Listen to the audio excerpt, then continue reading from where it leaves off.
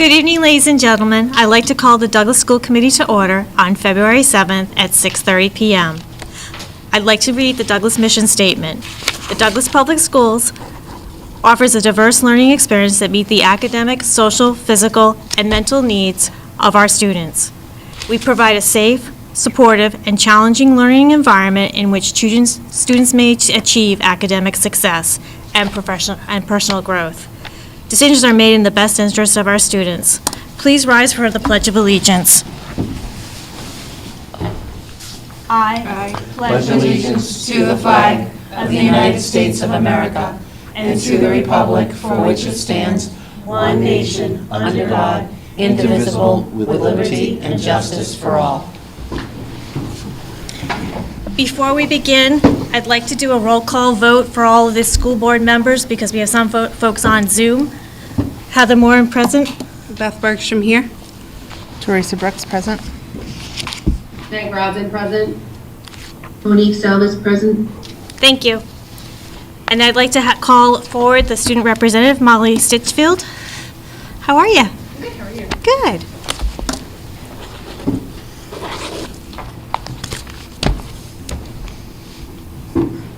Good evening. As we start off our 2024 year, Advisory has helped us plan out our following school year plans. For seniors, we are planning ahead after high school for either work or college. As we enter our second semester and third trimester of our school year, we prepare for exams to come up and for our year to come to an end. For clubs, we've had many events happen. Drama Club put on their performance of Candyland last month, and now we're getting ready for a play that I'm directing. Additionally, DECA won their gold recertification for the food service operations. NHS is making cards for Valentine's Day, which we just got done today, and we'll be giving them out to the Douglas Senior Center later on. The GSA has a regional meeting tomorrow, and that will be hosted at the school's auditorium. Student Council is holding a multitude of events. Snowball is happening on Saturday, and students who participate will earn points for their grade for the annual Winter Carnival.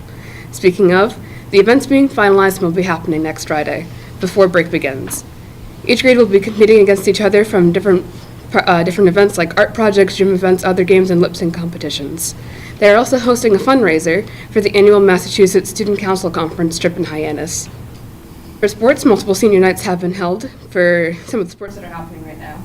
And senior spotlights have been made for the boys basketball, cheer, and indoor track.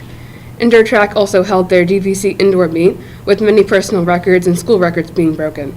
And girls basketball also just won their recent game. Also, because I know you were interested in this last time, I'd like to announce that I've been accepted into 9 colleges now. I haven't made a full decision yet as to where I'm going, but I'm between Roger Williams and Johnson, Wales. Okay. But I'll be hearing back from Rhode Island School of Design in mid-March, so hopefully I get in there. Exciting. Thank you. What are you going to study? Graphic design. Sweet. So that's what I'm excited for the most. Good. All right. What's the name of your play? The play, it's like, I don't think there's a dedicated name right now, but it's going to be like 4 different short story plays that have been written by different students, and I wrote one of them, and they're all like fantasy themed. That's awesome. So Very cool. that's going to be fun. I'm excited for that one. That's awesome. Excellent. Thank you. Thanks so much. I'm excited for it, so thank you. Thank you so much, Molly. Thanks, Molly, for Thank coming in. I you. know your schedule's pretty busy right this time of year. Only a little bit.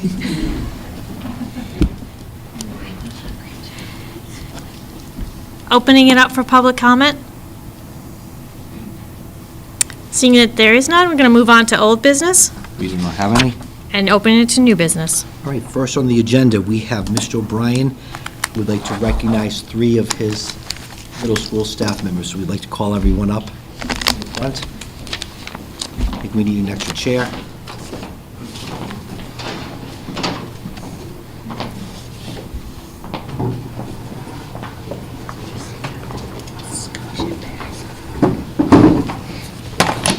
Thank you and good evening. It's my absolute pleasure to show off some of the great teachers that we have at Douglas Middle School. And these folks, well, teaching is a 24/7 job. I don't know if a day goes by where you're not thinking how that will fit into my lesson plan or even worrying about a student. But this is something they do on their own time, outside of school, that just goes above and beyond. So we'll start with Mrs. Shannon Bronzo, who's 6th grade science. Shannon participated in a 2-day DESE training designed to prepare educators to become highly qualified trainers of performance-based STE assessment. DESE provided instruction and coaching on how to design trainings to present the newest version of the STE MCAS for 5th and 8th grade to other teachers. The new test, expected to roll out statewide in 2026, will be highlighting performance-based assessment through the use of simulation. With that, Shannon is also attending a training at WPI on storyline methods of teaching and learning science. The storyline model of teaching and learning science brings a shift in teaching science and engineering, putting the students at the center and allowing them to drive instruction as they figure out and explain a key phenomenon. The goal of the PD is to support the shift towards student-centered teaching and learning, as well as the implementation of high-quality instructional materials, options such as Open SciEd and Amplified Science. These performance-based tasks create equitable learning for all, which aligned with our district mission statement of all means all. And I believe that is how she's spending her February vacation.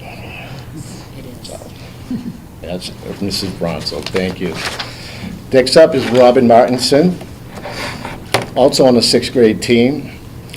Robin was selected to be the ELA MCAS Assessment Development Committee. The Department of Elementary and Secondary Education received many applications, and they were pleased to have Robin be selected once again. This is a rewarding professional development opportunity for educators to contribute their expertise to statewide assessment. Robin is part of a committee that is directly involved in assisting DESE with the process of developing and evaluating MCAS test questions and materials, and attends passage and item review meetings throughout the 2-year cycle. Over 250 Massachusetts public school educators serve on the 20 committees. This is her 2nd term, and her next term membership just began on January 1st and ends December 31st, 2026. And she's not at liberty to discuss too much of this MCAS stuff. Top secret. Top secret. Top secret. And Ms. Avidian was accepted to participate in a Massachusetts Partnership for Youth School Mental Health Leadership Institute in partnership with the Renee Center and the Massachusetts School Mental Health Consortium. This professional development series aims to help district or school-based staff grow their capacity to act as both clinical mental health leaders and change agents for building a comprehensive school mental health system. So again, this is something they go above and beyond for, and it just shows the quality that teachers at Douglas Middle School have. So thank you. Thank you. Congratulations. Thank you so much for taking the time, because it's outside of the classroom, right? And so you just taking the time from your busy work schedules to do this personal growth, I truly appreciate that. I just, all 3 of you have made, I can't even do this without crying, but all 3 of you have made such an impact on all of my students that have had you.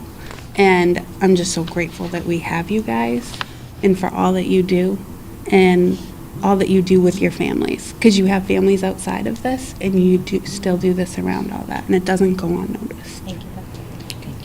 Give me a little teary. Thank you, Mr. O'Brien. Thank Now, you. I look forward to coming to work every day to work with this fine team that we have. Thank you. Thank you for having us. Thank you. Thank you guys.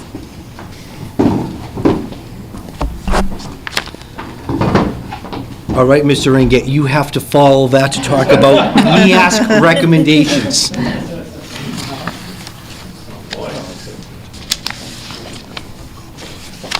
Sorry, this won't be as exciting, nor am I as eloquent as Mr. O'Brien there at the middle school. Thank you for having me, school committee. I appreciate being here to report on what we had to report this year for our NEASC accreditation. So in the summer, I received a request from NEASC about... For those watching, it's all right. Yep. Can you just, what is NEASC? Okay, so NEASC is the New England Association of Schools and Colleges. Okay, they accredit us as a high school that will serve students into a college setting. So that's when a college looks at our high school and says, oh, they do X, Y, and Z, they are good enough for their students to come to us. It's a big deal. So that is what NEASC represents. Thank you. With this report that they requested us to report out on what our progress was after our 5-year report was reported last year on certain standards that were not complete at the time, okay? Some of them were in various stages of progress at the time. Some of them now, I did report as currently still in progress. So the first standard, Standard 1 recommendations, they wanted to make sure that the school has a written document describing its core values, beliefs about learning, vision of a graduate that includes the attainment of transferable skills, knowledge, understandings, and dispositions necessary for future success. We're about 95% done with that, but technically it is still in progress. We are currently working on the last part, which is the complete vision of a graduate.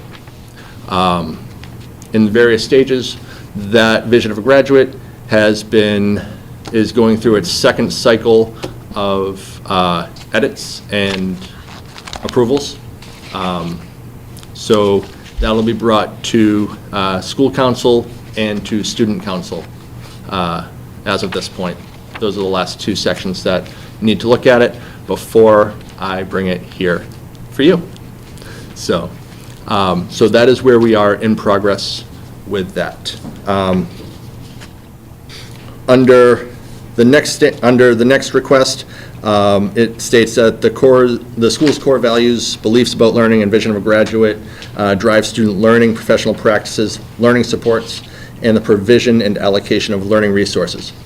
Again, this is still in progress due to the fact that the vision of a graduate piece is still in progress. Much of this is under construction on a regular basis anyways, and to say that this part of it would ever fully be completed is kind of one of those almost impossible things, because we're always building upon it. And we're always, since we're reflective practitioners, we're always going back to work on this piece. So it's a fluid document. Yes, it's a very fluid part of this.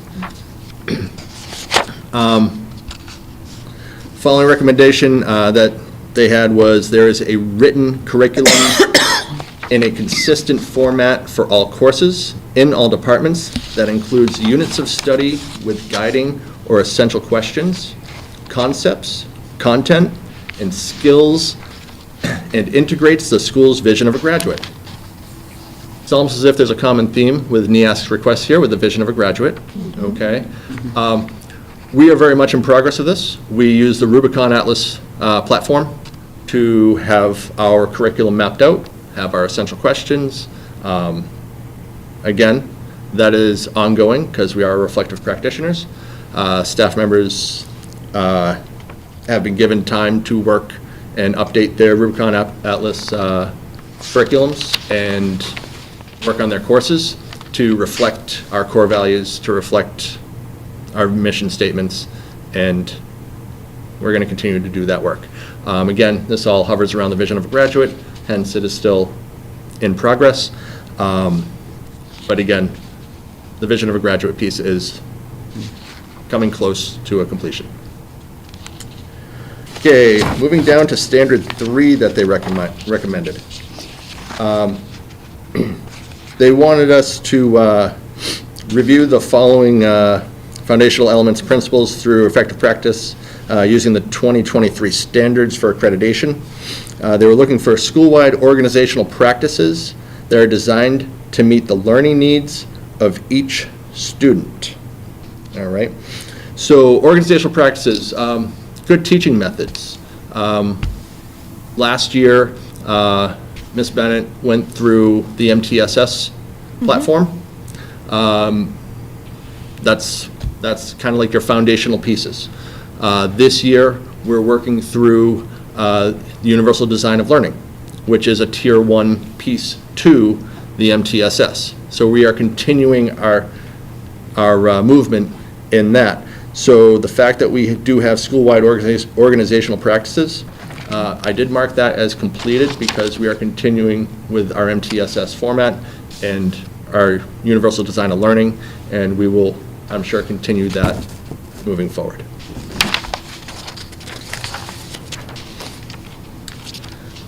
The next request was educators will develop productive student, family, community, business, and higher education partnerships that support learning.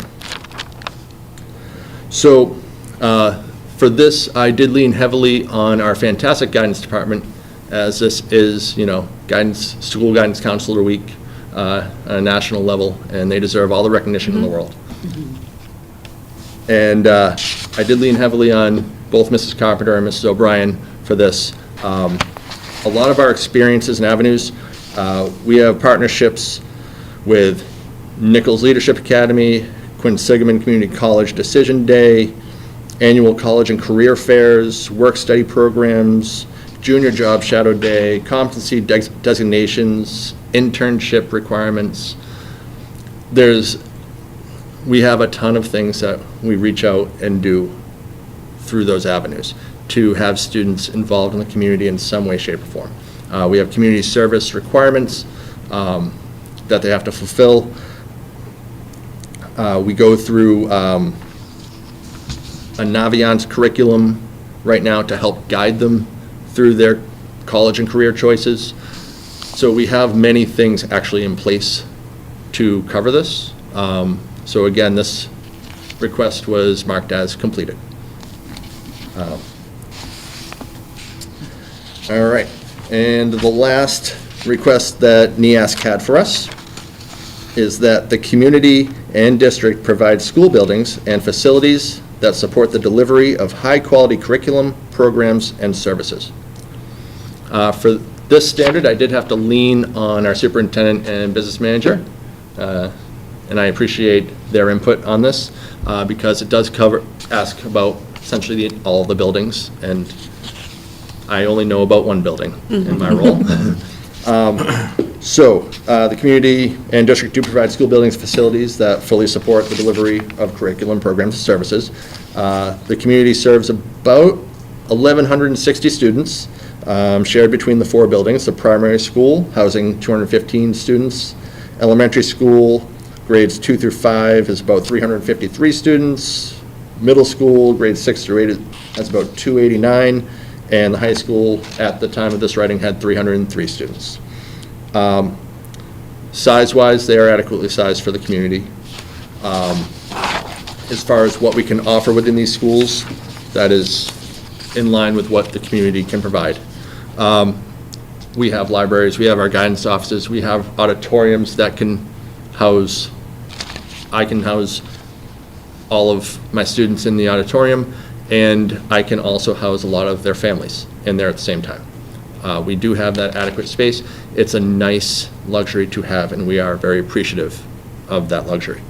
Even though the high school is about 20 years old at this point, the custodial crew, the facilities crew, they upkeep this place better than I've seen in other districts. They keep it clean, they keep it very functional, they maintain safety guidelines, they have regular inspections of all of our systems. So yes, this is one of those completed pieces that NEASC requested. And thus concludes my report on NEASC. Any questions? This is the key for college. So, I mean, if you don't have this, you lose your accreditation, it means our kids don't get into college. Correct. So it's a very important document. I'm so happy that you took the time, you involved the administrative side of it too as well, because it's a key. Yep. So, Excellent. thanks so much. Thank you for doing Thank that.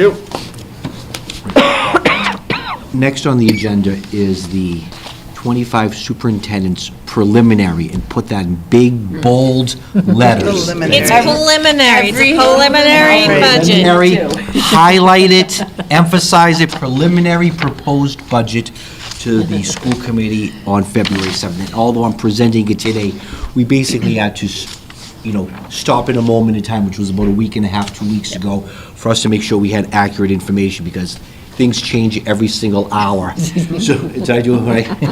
Things change every hour. So this is our preliminary budget of where we are at this point in time. As we read in our school committee meetings to start, our mission statement, which drives what we do, and I find it important to have there. Every year, we've been working off our blueprint for student success, and our priority areas, what we value, what we emphasize, what we build our budget on. You hear people say, your budget is your Bible. It's a representation of what you value and what you want for students. So we're talking about academic excellence, we're talking about community partnerships, the well-being of all, the local and global citizenship, and building that growth mindset. In my first 3 years here, when we got to this slide, I said that we are providing, our goal is to provide essentially a level service budget. What we had in 1 year is the next year. At the end of last school year, I said our goal was to come up and present a realistic, real needs budget to the committee and to the community. It's what our students deserve, it's what our staff needs. When I went to the Board of Selectmen, along with Ms. Keegan at the beginning of the year, and the Finance Committee, I said our goal was to get students and teachers that real needs budget for FY25. And I think this represents that. Is it everything in the world? Can never happen. But this is a real needs budget for FY25. What are some of the main focus points going into FY25's budget? The continuation of that new position, the middle school guidance counselor, adjustment counselor, which I know we're still looking for. Pickings have been slim this part of the year, but we're going to do that. The addition of a Stars and Stripes teacher at the high school, expanding that program from 18 to 22 to give students who are still in our schools the ability to stay in their home district and have that opportunity to continue here until their 22nd birthday. I'm really excited about a STEM teacher at our That's primary awesome. and elementary schools. It gives kids 5 specials to go to. It does some great things for our preschool and our kindergarten students.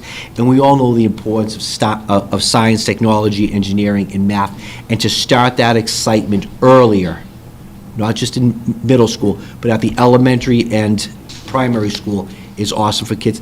And we hope that a byproduct of that is that it helps strengthen math instruction and science instruction inside the classroom. It gets kids excited to get into engineering. A grounds maintenance and custodial position, we need an additional custodian. We say this all the time. Our outside, currently, we have a .5 grounds person for 39 acres. Yep. You can't maintain 39 acres of space in 4 hours a day. No. Can't do it. An athletic trainer for our student athletes in grades 6 through 12, in order to help with, whether it's taping kids up before games, helping kids stretch, being at games in case a child gets injured, having the ability to have an athletic trainer present during practices and games is awesome.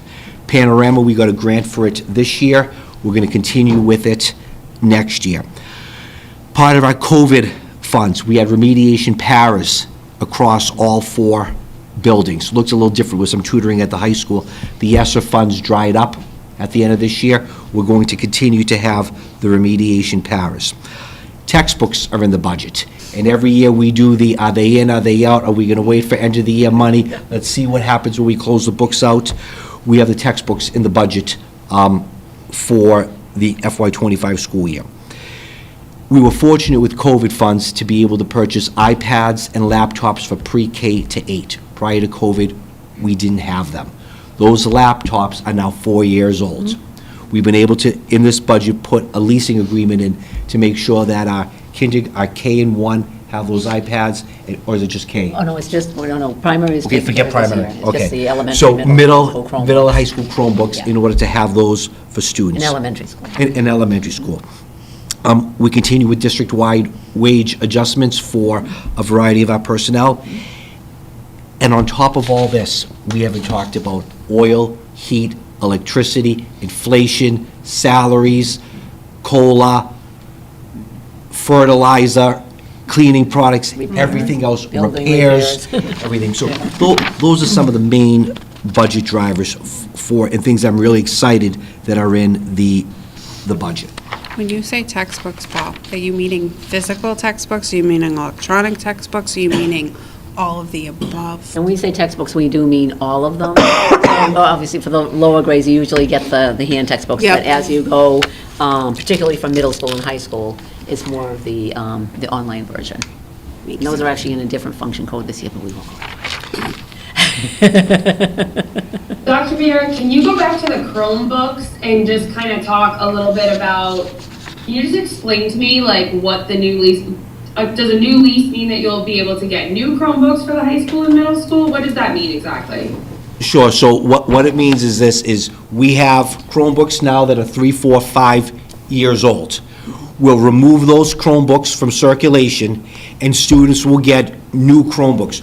We were a lot of the times what we did is we ended up purchasing Chromebooks, which is tough because if you buy them all up front, then in 4 years, if you don't have the funding for it, you don't have the mechanism to replace them. With the lease, Scott, I hate to put you on the spot, do you know if it's a 3-year lease or a 4-year lease? 3-year lease. So we signed a 3-year lease that every 3 years, students will get new Chromebooks. Okay. So we can maintain that. So it's not, so we don't own anything and they're not being handed down to the elementary school or anything like that, they're just going away? Well, this actually covers the elementary school as well. The Chromebooks is Oh, and they're in there elementary, too, okay. middle, and high school. And then this year, we're purchasing iPads for the primary school. We're hoping to soon. Okay. Do they not have them now? I thought they did have them. They Well, do we have They're them. just very old. They do. So you're purchasing the new ones for primary, Mm-hmm. and then the leases will be renewed with new Chromebooks for all the other schools? The other schools. Correct. And we currently have a Chromebook lease for the high school. It's just that that's incorporated. We've been doing that for years. Okay. But we did, again, what Paul, Dr. Vieira had mentioned is that during COVID, we did something a little bit different. So we needed to add a little bit more budget to the high school line to incorporate all the ones that we need. Okay. Thank you so much for clarifying. No problem. No problem. So what were some of the savings that we had in order to make this happen? Through attrition, we're going to reduce 3 FTEs of paraprofessionals and ABAs. That's $69,000. Our oil bid, heating oil bid came at a reduced rate of $33,000. We have district-wide special ed tuition reductions for out-of-district placements for $562,000. And we have staff retirements equaling $56,000. So when you add that up, these savings over the course of the year come to $721,000. Can you just explain what the sped tuition reduction, where's that savings coming from? On cue. Yeah. How are you? It was almost a softball thing. So we have 2 residential students that are aging out. They're turning 22. That is the majority of those funds. We also currently this year had 2 students move out of district prior to the move-out date, meaning they don't go on our budget, which is March 1st. So anything before that, the other community will pick it up. If we have someone move out after that, or if someone moves in after that, for everything but a collaborative. Collaborative, we pick up right away. Anything else, I never knew the club. oh yeah. Okay. Yep, so anything after March 1st, so again, as this is preliminary, but we're getting close to that March 1st date for the move-ins. So that's where those funds came from. And this is actually net, it actually was a higher amount. It's net of course, 2 days before I finalized the budget. We did actually have a new out-of-district, and that's incorporated in the budget. Yes. So this is net of that. I just wanted, because that's probably very glaring for the public, and Yeah. even though this is preliminary, Yeah. to make sure we explain to them that, because I know Yeah. we do get a lot about special ed tuition, how does that figure, and how do we handle this, so. Thank you so much. Absolutely. Yeah, we only had one other year where we had, it went off, but there were Correct. large ones as well. It's only the second time in the 12 years Normally I've it's been been here. adding in, not Yes, going right, off. right. So, Exactly. All right, so again, for numbers, preliminary, preliminary, preliminary, and preliminary. The FY '24 general fund budget appropriation, net offsets from last year, was $14,918,771.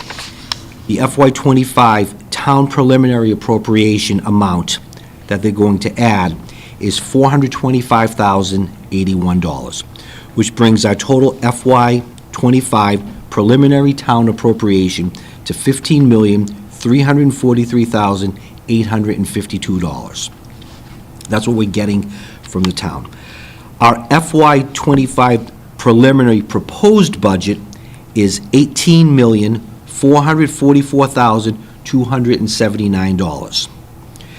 We're going to be using grants and revolving funds to offset some of that in the amount of $2,863,449, which brings our FY '25 preliminary general fund budget to $15,580,830. The delta to close that at this point is $236,978 at this moment in time. So in order for us to be able to get everything that's in the budget documents that you have, we are still need to go sharpen our pencils, do some work, and look at things and reduce by, or come up with $236,978. In my 4 years here, this is the best spot we've been in at this moment in time. And I know in the 12 years I've been here, plus I know about what was there even before I came here, we're in a very good place. I mean, certainly, we do have a budget delta, but as we enumerated, I mean, we have a whole lot of wonderful things in this budget that we've been looking to add. We've put it in, taken it out, put it in, taken it out, but I think we all feel very confident we can accomplish that. All right. 3 fun slides. Ms. Keegan. So the next one is regarding school choice, just to give you, this is that trend that I provide, that I've been doing since I came here. So basically, the actuals for a number of years, and then projections for the current year we're in, and also the FY '25. And again, very preliminary. And when I come up with the figures that we have incorporated in the budget before you, the preliminary budget, just remember, and this is very important for everyone, is that we're coming up with figures looking a year and a half in advance. I don't have a crystal ball, I wish I did, but I can't know everything that's going to come, the ebbs and flows throughout the school department, all throughout the year. So, I take several days and I do an analysis as best I can right now in time, and you'll see that later on when I do my report. I did the general fund projections and school choice projections. Again, best guess at this time. So, as I always say, I try to be prudently conservative. So right now, I do have for school choice, I have 1.2 million in the budget. And as you can see in the lines there, I am making some projections on what I think will be the year-end closeout between school choice and general fund as well. I am incorporating that in our numbers. And I always say I'm being prudently conservative, but yet I do the best I can. You'll see all the lines when we get to that report. I do the best I can. So that's where we are with school choice. And again, as time goes on, when we get to the point of the first meeting in April, when we do our budget public hearing, that more information, and we're so close to near the end of the year, that we have more information at that time as well. And we have less financial liability exposure with regard to special ed. So even if someone moved in, you're only talking about, well, actually, there wouldn't be, and even if there was a collaborative or something, you're only talking about so many days. You're not talking about the entire school year, so. Does anyone have any questions on school choice? And on circuit breaker, same thing now. Well, let's actually go back, just for explanation point. So school choice, for those that might not know, it's tuition revenue that we get in, and also if the student is special ed, we sometimes get what's called a special ed increment. It's typically $5,000 for the entire year, per student for the regular tuition, but they do adjust that, they call it the FTE, and the dollar amount, depending on when that student comes in and goes out for the year, just to let people know. We don't typically know what it is, the exact amount, until the very end of the fiscal year. Department of Revenue does a, between DESE and Department of Revenue, they do a reconciliation, and they send that information out at the very end of the year. The other thing that I want to let people know is that school choice, by law, per DESE regulations, is revenue that comes to the school department and can be spent without further appropriation. It also does not count, just in case anyone doesn't know, towards net school spending as well. So just a little bit of information there. Circuit breaker, that is a reimbursement revenue that comes from the state, and that's to reimburse for eligible special education expenditures. They also take off an amount that's called the foundation amount for each student, and by law, they wrote in the law that up to 75% was supposed to be the reimbursements, but there were many years when it wasn't 75%. So again, even though the law says 75% you should get reimbursed, they always have these three words in all of the laws having to do with finances, and those words are, as we all know, subject to appropriation. So luckily, the last several years, we have been receiving 75%, but there were years we only got 60-something percent. I don't remember what, 64, 65%.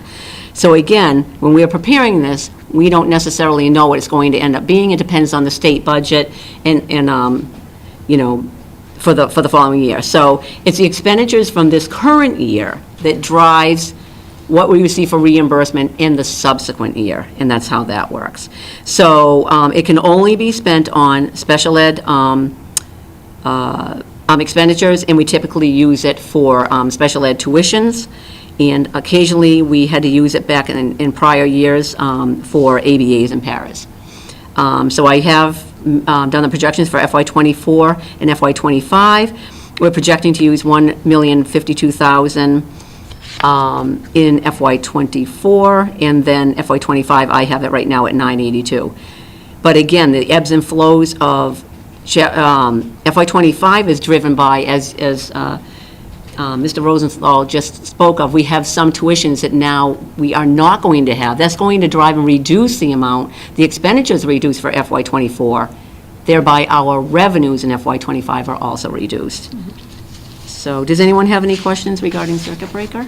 I do, but I don't know if it's technically circuit breaker, but I know there was some talk about increasing some of the reimbursements to districts for out-of-district placement due to the big increase that they had. Has not come? No. Go ahead.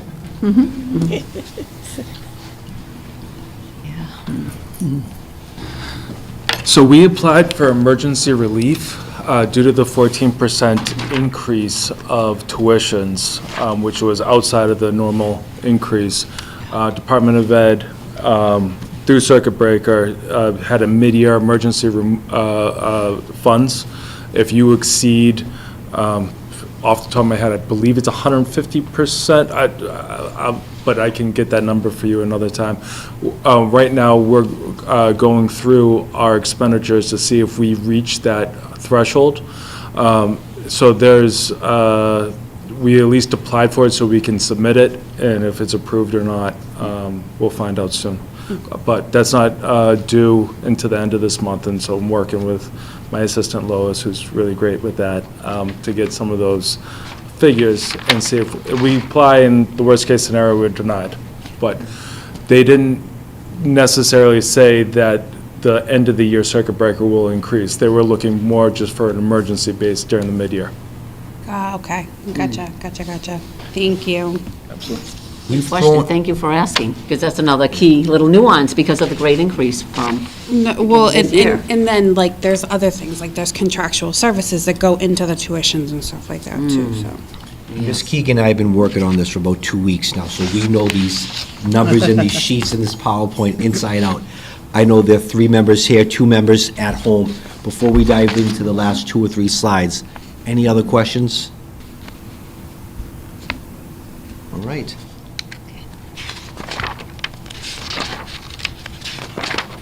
So, this next slide would just basically providing a budget summary, which I think is very important to kind of show the lay of the land where the overall gross operating budget, where it is typically used for. And this is no different than any other school district, I don't think, in the United States. But, so I have the gross operating budget by categories, then the use of offsets, and then the net, and then the percentage. So for salaries and other compensation, so that's any other compensation. That could be stipends, anything at all that has to do with compensation, is $14,069,276. And after the offsets, which for the salaries is just the preschool revolving fund and the Title I grant.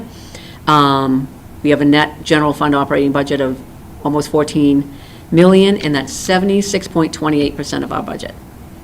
So I think, which is what we would expect for a school district, because you need staff in front of your students. Absolutely. And staff taking care of the buildings that receive the students and things of that nature, so, and feeding them and all the other important things that take place every day. The next one is contractual, for instance, special ed tuitions, building maintenance, repairs, anything at all that's contractual. Contracted services for special ed, for medical therapeutic, anything like that at all. That's just over $3 million. And that's between special ed and grounds. Oh, it is every single thing having to do with Everything contractual Okay, services. So I just would be curious, and I know you probably don't have it right now, but I would just be curious what the percentage of the total budget is special education.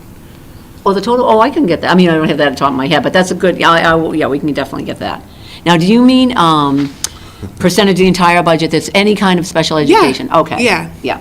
Because I think it's good to just look at, how many, our percentage of students with disabilities on IEPs, and then how much money we spend in comparison to what we spend on everything.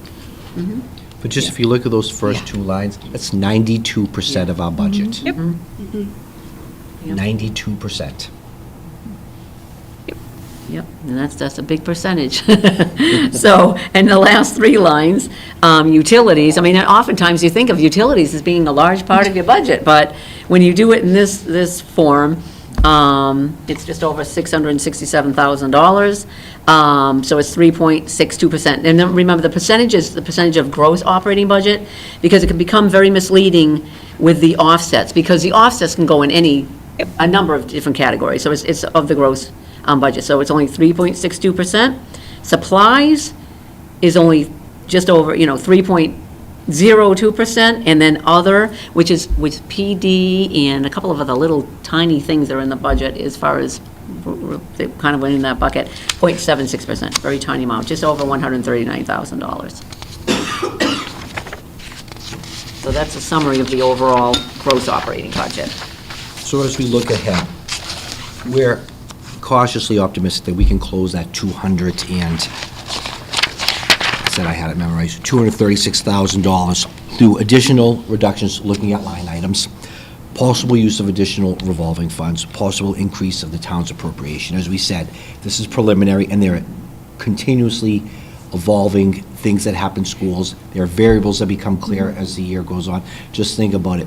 Right now, we can't predict what snow's going to be from now until... We're not getting any more. We're not, because the last thank day's a you. Friday. The last day's a Friday. Seniors will get mad, they want more, but... I know, I live with one. Yeah, in April, we'll have a lot clearer, idea of what that is. So there's just so many variables. Before moving on, really proud of this budget, happy with this budget. I think it does a lot of things, as I said, for students and for teachers and for the community, which is great. Also want to Yes. thank Mrs. Keegan for her work in this. When I say she gets down and analyzes kilowatt seconds to figure out what electricity is going to cost, and when she goes and she looks at the Farmer's Almanac to see weather trends and how much heating we need, I'm not exaggerating. Right, to get down. Electricity's getting difficult with the Z schedule and the solar and everything else. I used to have it down, right down, but The closer, more accurate we can get now, the better Yeah. things are. Yep. So we'll do another update on Wednesday, March 1st, at our next school committee meeting with you. do you mind if I say one more thing along those lines? Go for it. So I do want to say, in addition to what Dr. Viera said, I also, and I know that you guys know that, I've said it before, but I do want to say it again, is that all of the administrators, all of the principals, and right down to the secretaries, and I'll tell you, they go after every penny. They watch how much paper is being used or ink's being, So thank you to everyone in the district that has a careful eye on you know, what we're spending and what we're spending on. It's not a perfect world. It's a school district. It's large, but people make every effort to, you know, and there's details behind what they're requesting, and it's not just taking last year's number by any stretch of the imagination. You're just saying, you know what, we'll just add 3%. Never here. We don't do that. So, and it is a lot of work that goes into it from everybody, so.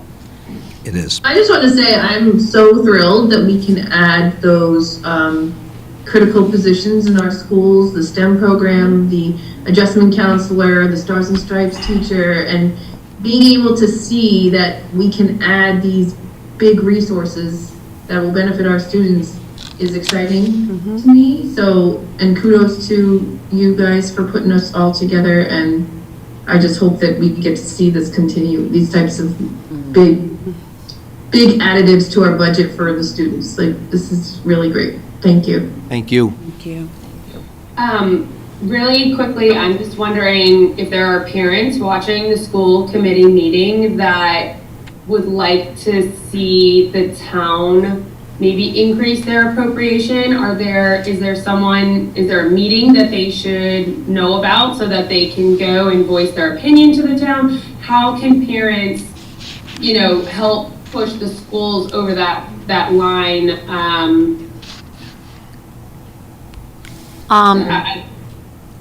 If you don't, do you mind if I Go ahead. just say something? So I do want to stress that I know Dr. Vera and I and others, you know, from our perspective in working with the town this year and with the budget, we are very pleased at the collaboration that we've had with the town. We were very, very pleased with the number now they did have a preliminary number, but they did come back with a good increase to that number. And there are some things that we are discussing, you know, behind the scenes that maybe we could get some more, but again, I'm also cognizant, and we all need to be cognizant too, that the town has their things as well. I guess I just want to stress that I think we're in an excellent place, a better place than we have been in a very, very, very long time. And to stress what Monique just said, and I know you also appreciate it as well, Megan, is that we have, you know, the iPads, we have the Chromebooks in there, the textbooks, we have these 4 new positions. You know, I just feel that we're at a juncture of a very good collaborative, a positive place, and this dollar amount that we have, I'm not worried about it. I really am not worried about it, and we have from now until April to figure it out.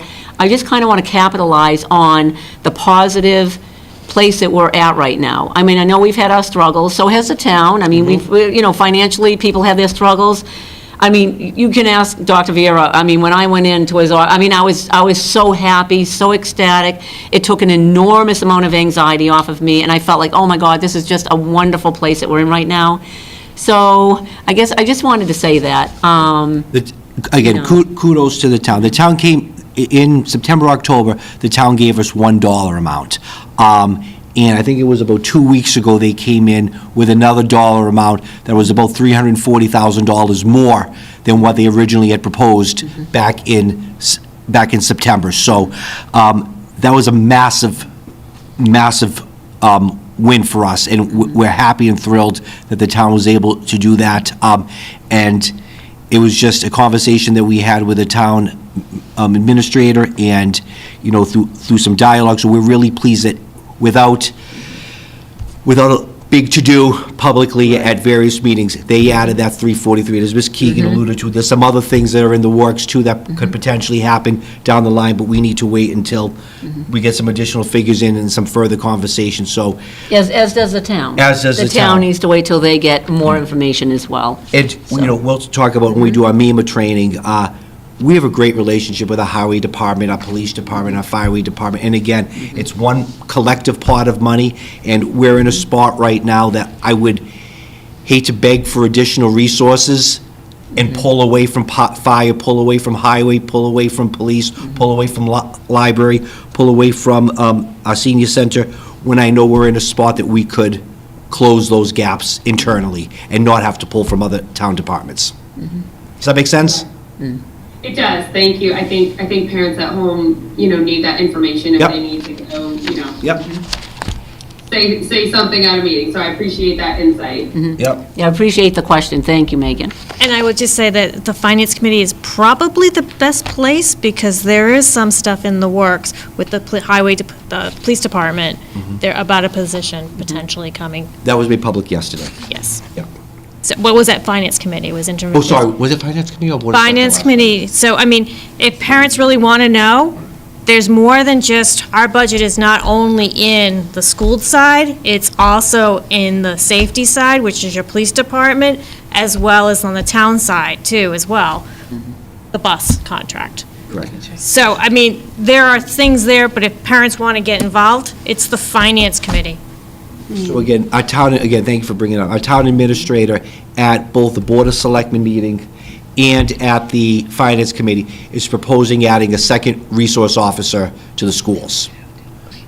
So again, we still have some stuff we need to do behind the scenes to make that work, but those are additional resources that are coming to the schools, so. It's a potential. It has to pass town meeting Meeting. still, but there's potential. So there's movement afoot on the town side, and they're being very cooperative and collaborative with both sides. So the momentum is there, so I'd We- hate to kill that momentum that's there. Yeah, and again, this was prior to coming on the committee. It was a conversation we started about a year and a half, 2 years ago, about making sure that we have security cameras in the schools, and we were able to allocate the town allocated some significant funds to make that happen. I'll let Courtney, I don't want to get IFB and RFPs mixed up, but we've already put out a proposal. Well, the town has. The town is spearheading a process to bring more cameras here to the schools, and we hope to start that project, if everything runs smoothly,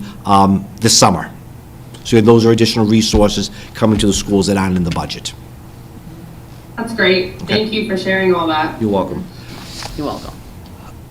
So we have school committee meeting on March 1st. We'll present an updated preliminary budget, but just maybe with less preliminaries. We're waiting to hear when we're going to go to the finance committee. The school committee public hearing on the budget is Wednesday, the 3rd, at 6:30 PM. And then we have our town meeting on Monday, May 6th, at 7 PM.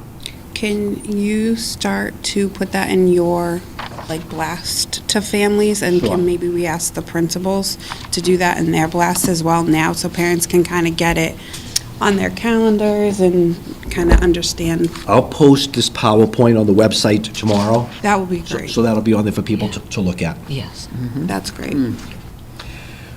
Questions on the budget? All right. I just wanted to say that I just finished the state training, and I'm looking at your percentages, Courtney, and you're pretty right in line with all our lovely things that I saw going across the state, so. Great job. Thank you. This is the best budget since I've been on, and I'm the longest standing here. This is the best budget we've had, right? We haven't had to sit there and go, Taking away, taken away, peel it back, peel it back, peel it back. This is a very good, I would say, this is probably the best spot I've been. And I mean, and I've been watching this, following this now 10 years. And this is the best spot Douglas Public Schools has been. That's awesome. So, Thank you both for that. Appreciate you guys. All right. Next, we transition nicely to mid-cycle goals. All right.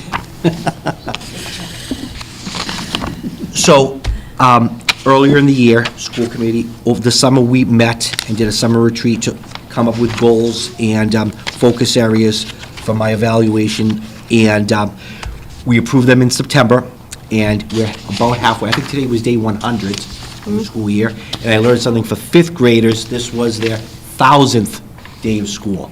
So I guess if you take 180 and multiply it by 5 grades and add 100, you get to 1,000. I know that was a thing, but I guess it was a thing this year, right? It was a thing this year. So I just want to go through and give some highlights. Again, it's a 10-page document. I'm not going to go through everything, but under the 4 standards, standard 1 is instructional leadership, and we chose to look at data-informed decision-making. And what that talks about is that superintendent leads administrative teams in identifying and using multiple sources of evidence to assess and communicate district strengths and areas for improvement, creating district improvement and action plans that are comprised of measurable and result-oriented goals. So it's really looking at data. Really what we're trying to do is create that culture of data analysis here in the district and having us look at things. And really looking at, and a lot of times what we focus in on is that quantitative data, those numbers, but we do so much with qualitative data that really isn't here, and just using that as a key data point. You know, we had Dr. Rosenthal present last week on our inclusion classrooms and our makeup models. That's a great data point. I'll talk a little bit later on today about our MEMA training. We had MEMA come in and work with ourselves, our town administrator, police was here, fire was here, highway was here, and they tested all of our safety plans, and they found some things we could all improve on. That's a great data point that we can use. We'll have Mr. Ringet present later tonight on the program of studies, another data point for what we can do to improve opportunities for students and for teachers. Highlighting some stuff here, and again, I won't go through all the bullet points, but our beginning of the year, our October 6th, our January 12th PD Day, we spent a lot of time looking at ISSP development, curriculum review, STAR NWEA, and all that, and all those things. I meet twice a month with principals. We spend a portion of that looking at data, talking about data, and things we can do inside buildings to improve. You heard me mention Panorama. It should be up and running by the beginning of March, and that takes all of our data points into one software package and allows teachers to look at it and make informed decisions. Standard 2 is huge. It's management and operations, and we're talking about the environment. And what we should be working on is me empowering administrators to develop and execute effective plans, procedures, routines, operational systems to address health, safety, and the social emotional needs of our students. So we've done things like ALICE training. We did Stop the Bleed with our fire department. Our safety committee meets with the municipal side, police, fire, but once every 6 weeks. We did a MEMA training. We've done CPR training. Our nurses, for the first time, met with Telstone and gave them a lot of health and safety training. Telstone said we're the first community out of all the communities that he works with that figured out a way to make that work, which was pretty awesome, and special thanks to Nurse Brundage, who helped that. We have MERT teams in place. We do MERT drills. MERT stands for Medical Emergency Response Team. So if something happens, who's pulling the fire drill, who's meeting the ambulance, who's calling the lockdown. We have CPI training. The school committee approved an additional guidance counselor. We had PD with morning meeting earlier at our January PD Day. Schools and buildings have done a lot of things to help with morning meeting and change morning meeting. And even down, we're looking at schedules. And I know Dr. Rosenthal talked about that with special education. Ms. Sosha, has done some stuff with how to rework morning snacks. High school is looking at the bell schedule.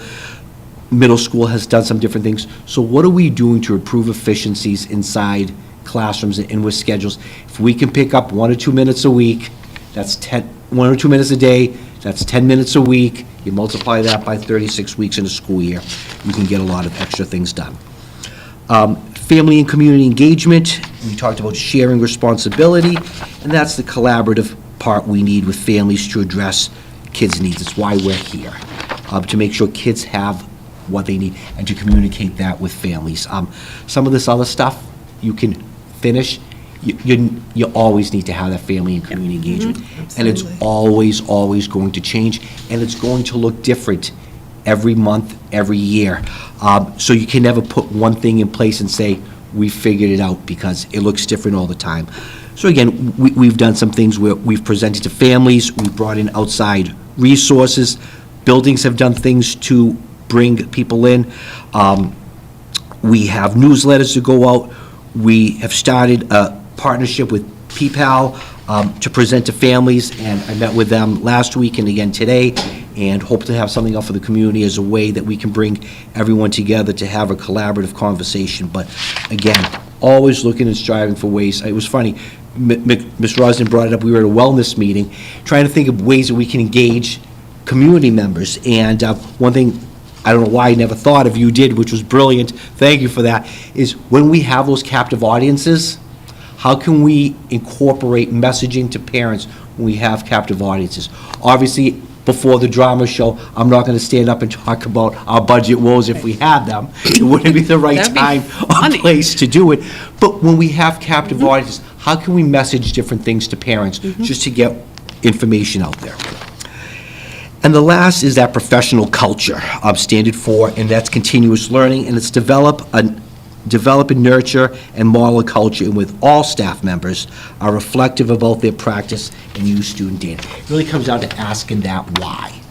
Why is the student not succeeding? Why is this student not behaving in class? Why is this happening?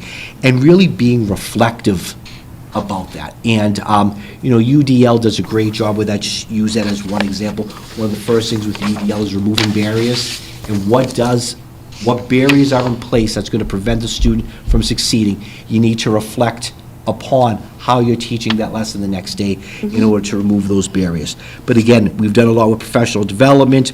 We've done a lot as a leadership team to look at things. All principal observations and walkthroughs include a UDL statement in there, either what they saw for removing barriers, what they saw for different ways they're engaging students, what they saw for different ways materials would be presented. So we're trying to incorporate that UDL language everywhere we can to help our staff be reflective practitioners. Before I move on to goals, any questions on the 4 standards? I know it's not a light read, but, okay. Then we had 3 goals. The first professional practice goal was develop a professional development program for teachers centered around UDL. And we talked about our PD days at the beginning of the year on January 6th and the 12th. Portions of it were related to it. Our observations that principals do have that UDL component. As part of all their staff meetings, we're picking a different theme a month just to keep it fresh, whether it's unpacking barriers, engagement, representation, action and expression. They're doing things in common planning time. So finding ways to incorporate that UDL language and training throughout the school year. Goal 2, student learning, instructional leadership. Principals will review individual student data to ensure that 100% of students are at or above grade level by the end of the school year. You've seen those presentations as we've gone on. We'll do some more, and then obviously we'll do one at the end of the year. Again, that's ongoing. And the last one is Standard 2 Management Operations. By June 24, the school will refine and adapt their current SEL program based off of CASEL competencies. And just if you refer back to Standard 2, talked a lot about some of the stuff we're doing inside our buildings for SEL. Again, SEL is one of those things, it's never done. Kids change, issues change, social media changes, society changes, so we just have to continue to adapt to it. So we learn more and more things every year. Mr. O'Brien, what's the name of that program that we talked about today? Handle with Care. So quickly, so I don't misquote it, what is Handle with Care? It is, it's national, Yeah. That was on my list of things to talk to you about. It was? Yep. See? Handle with Care is a national program that splattered across the country. It's just getting its foothold in Massachusetts, working with Joe Early's, Worcester County District Attorney's Office, with him, with Douglas Police Department. So if there was an issue at a family's house without disclosing any details, we would just get a quick name in the note, Handle with Care. So we're aware that a kid's coming in hot that day. So we can put in some preemptive meetings to work with that student to hopefully not see that student spiral downward, let them know that we care. So I'm looking forward to that. And the District Attorney's Office will give us some training, but it's a great resource. Absolutely. Makes my heart so happy, because the communities that that's in right now, it's amazing at what it's doing for students. And even if a student, if we know, and a student isn't in school, we know to reach out as well. So Bob brought that to my attention, and it's going to be rolling out here. But again, it's constantly changing and evolving. Thank you. Thank you. So that's where we're at now.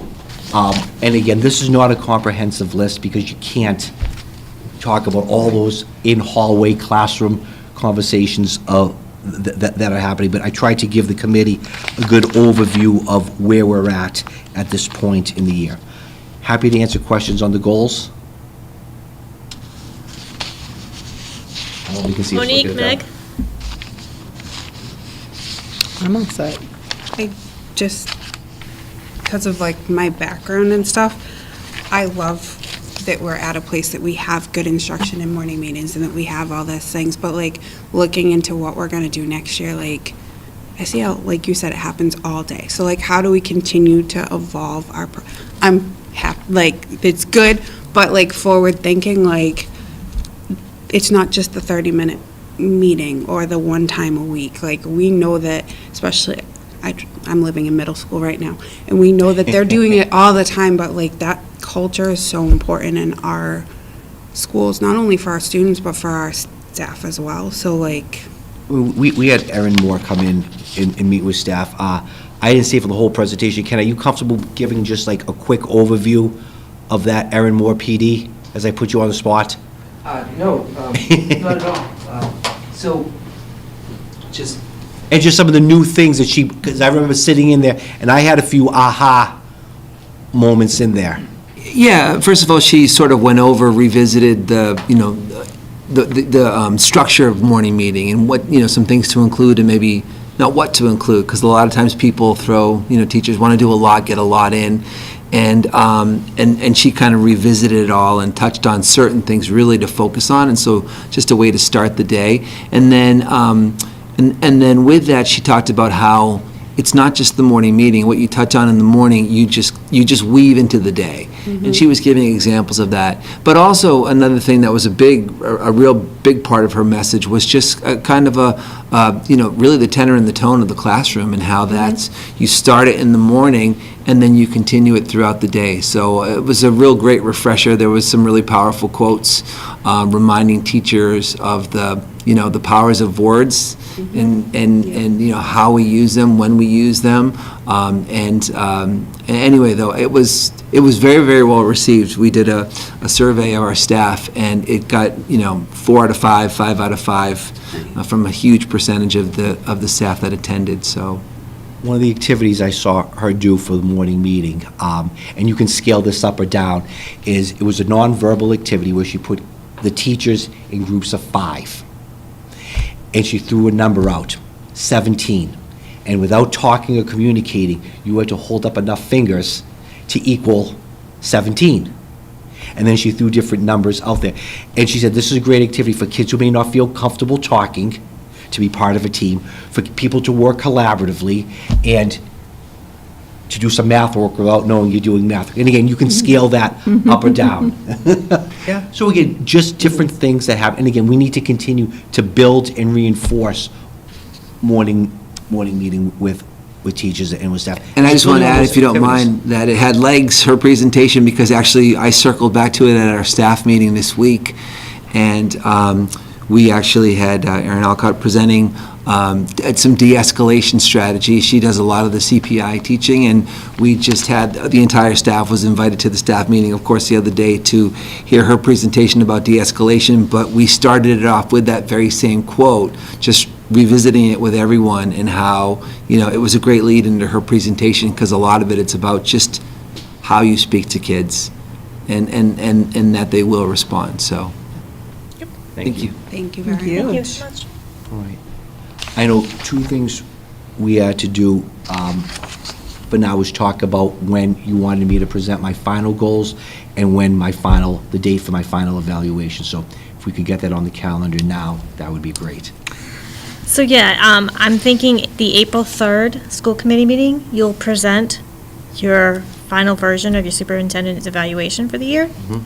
That will give us time for me to format and send out the template.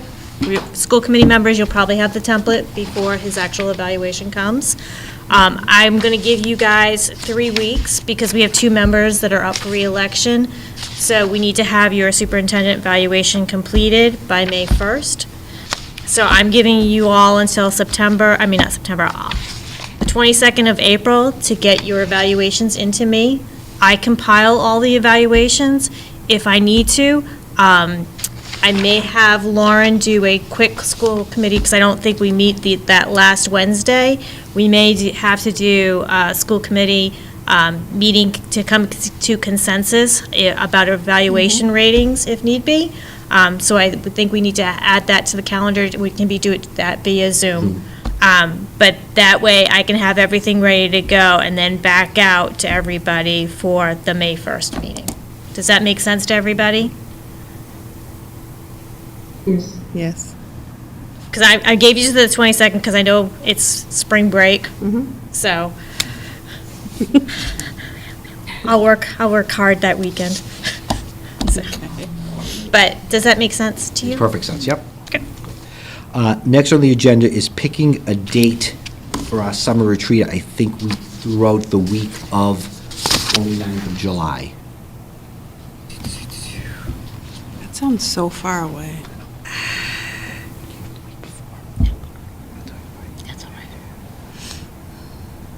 I think I just have to get, I may have a conflict.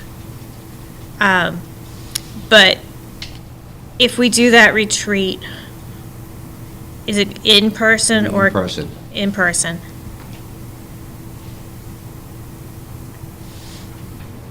No, I think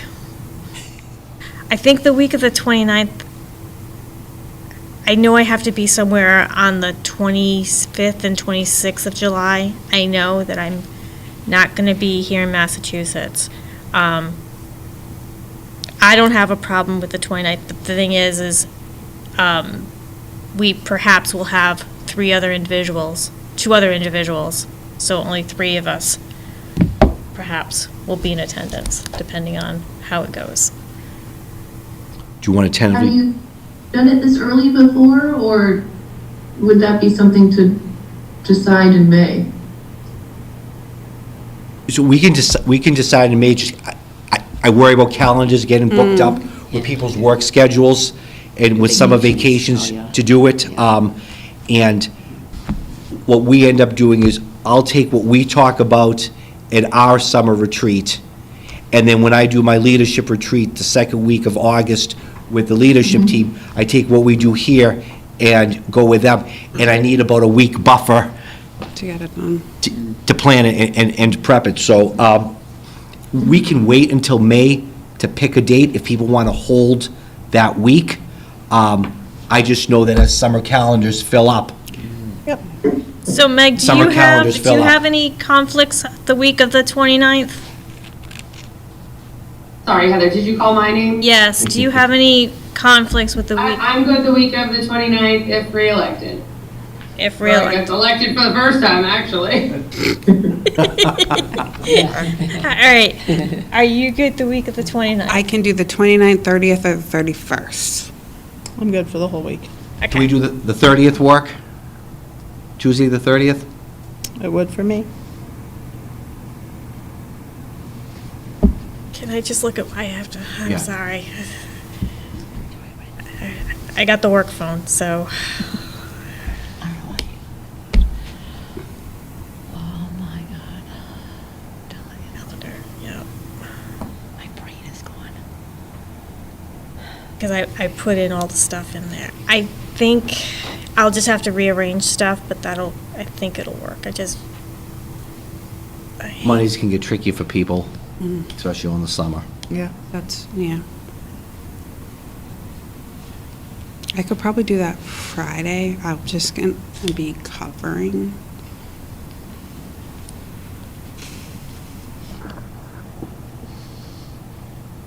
Yes. The 30th of July will work. Okay, so we'll put a tentative hold on Yep. July 30th.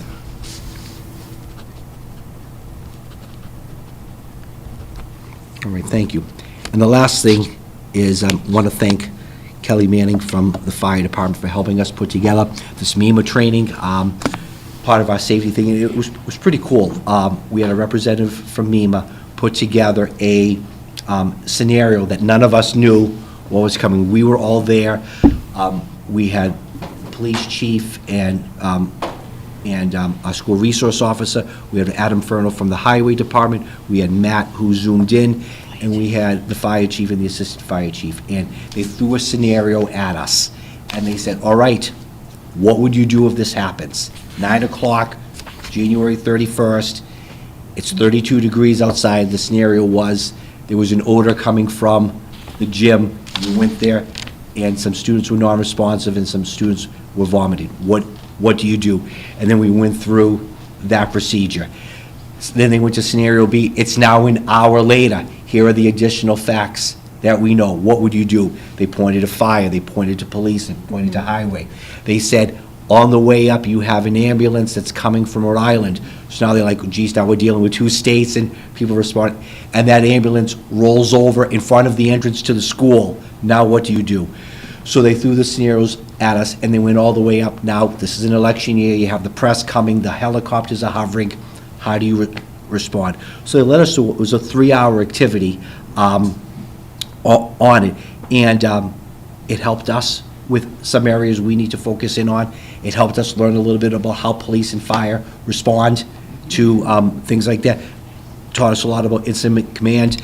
I didn't know that in a big crisis like that, MEMA actually has and gives you pre-written statements to release. So I'm thinking to myself, okay, how would I write a statement? He goes, you wouldn't. We already have them drafted for you. And we'll customize it. Yeah, we would customize it. So again, it was a great learning experience for us. And again, you talk about some qualitative data analysis. One, it was great to have everyone from the town together for 3 hours working collaboratively. It was great to know that how we responded was right. Yeah. Which was really good. Again, we didn't know what they were going to throw at us. So it was just a good collaborative project, and I again want to publicly thank the leadership team that went, but again, our public officials who took 3 hours out of their time to make sure that teachers and students are safe in case there was ever an issue. So that's it for me tonight. Thank you. Thank you so much for the time. Moving on to the school committee and subcommittee report, the accounts payable report. So accounts payable warrant number 30 SCH 24, warrant date January 25th, 2024, in the amount of $129,831, a batch of 1, and there was nothing out of the ordinary on that one. Next one is warrant number 30 SCH 24 and HS 24-05, warrant dated February 1st, 2024, a batch of 4 in the amount of $56,198.56. Nothing out of the ordinary on that one. And finally, did I do this one too? Warrant number 29 SCH 24, 29 SCHL 24, MS 24-03, and MS 24-04, warrant date January 18th, 2024, and warrant dated January 19th, 2024, a batch of 11 in the amount of $224,471.88, and nothing out of the ordinary with this batch either. Moving on to the consent agenda, if you could review the January 17th, 2024 meeting minutes.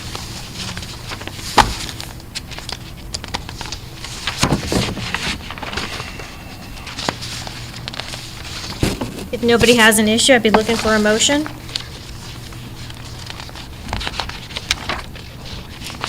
I move to approve the January 17th, 2024 school committee meeting minutes. Motion made by Teresa, seconded by? Second. Second by Beth. Roll call vote, please. Beth Bergstrom, aye. Teresa Brooks, aye. Meg Rhodes and I. Monique Salvas, aye. Heather Moore and I. Thanks. Next is moving on to the FY 2024 Rule Aid Grant in the amount of $115,500.46. Okay, so the district received notification from DESE on October 17th, 2023, that it will receive the FY24 Rural Aid Grant that is provided to districts that meet certain criteria. Douglas is a Priority 3 district that serves more than 21, and not more than 35, students per square mile, and per capita income that is less than $58,820 according to the 2020 data from the Department of Revenue, census data. So that's where that grant is derived from. So this state grant is subject to appropriation, and the amount varies each year that the grant is appropriated. We have received it several years. The grant amounts do they're greatly varied. Yep. And it must be spent by June 30th, 2024. And again, the amount is $115,500.46. We were utilizing this for our new, again, another positive good thing, our new student information system to replace iPass, which, yes, because this past year particularly, and I feel so bad for the IT department. think we all. Yes, it was so difficult, and they're still dealing with it. So we are going with Power School. It's used in many, many districts throughout the, throughout the state. And it's for our new SAS system. And also, we're looking to use a balance for a capital project / equipment. We're looking at probably using it for the district-wide tractor. It was on capital for a number of years, and it kind of got dropped and didn't get put back on, and it's been needed for years. So that's what we were looking to do. Cool.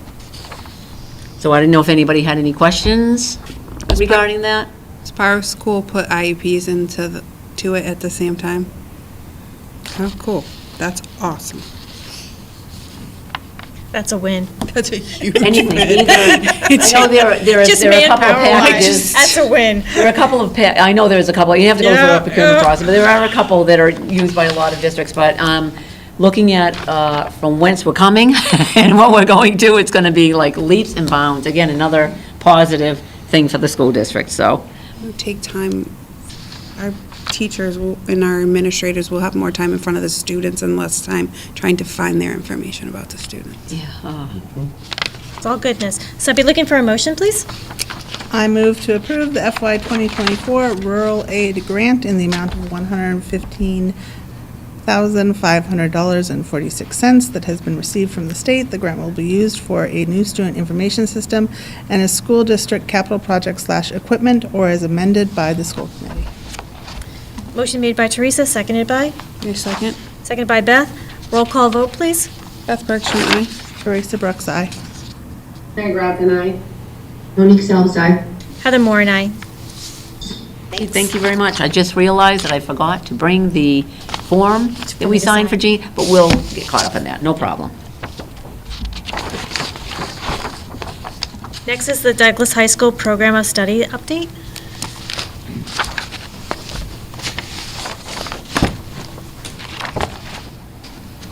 Hello again.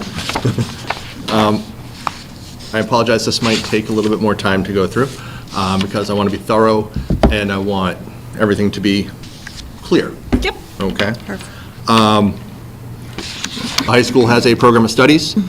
It works through graduation requirements. It works through what Mass Core decides every school must have as graduation requirements. And we want to play in that playground.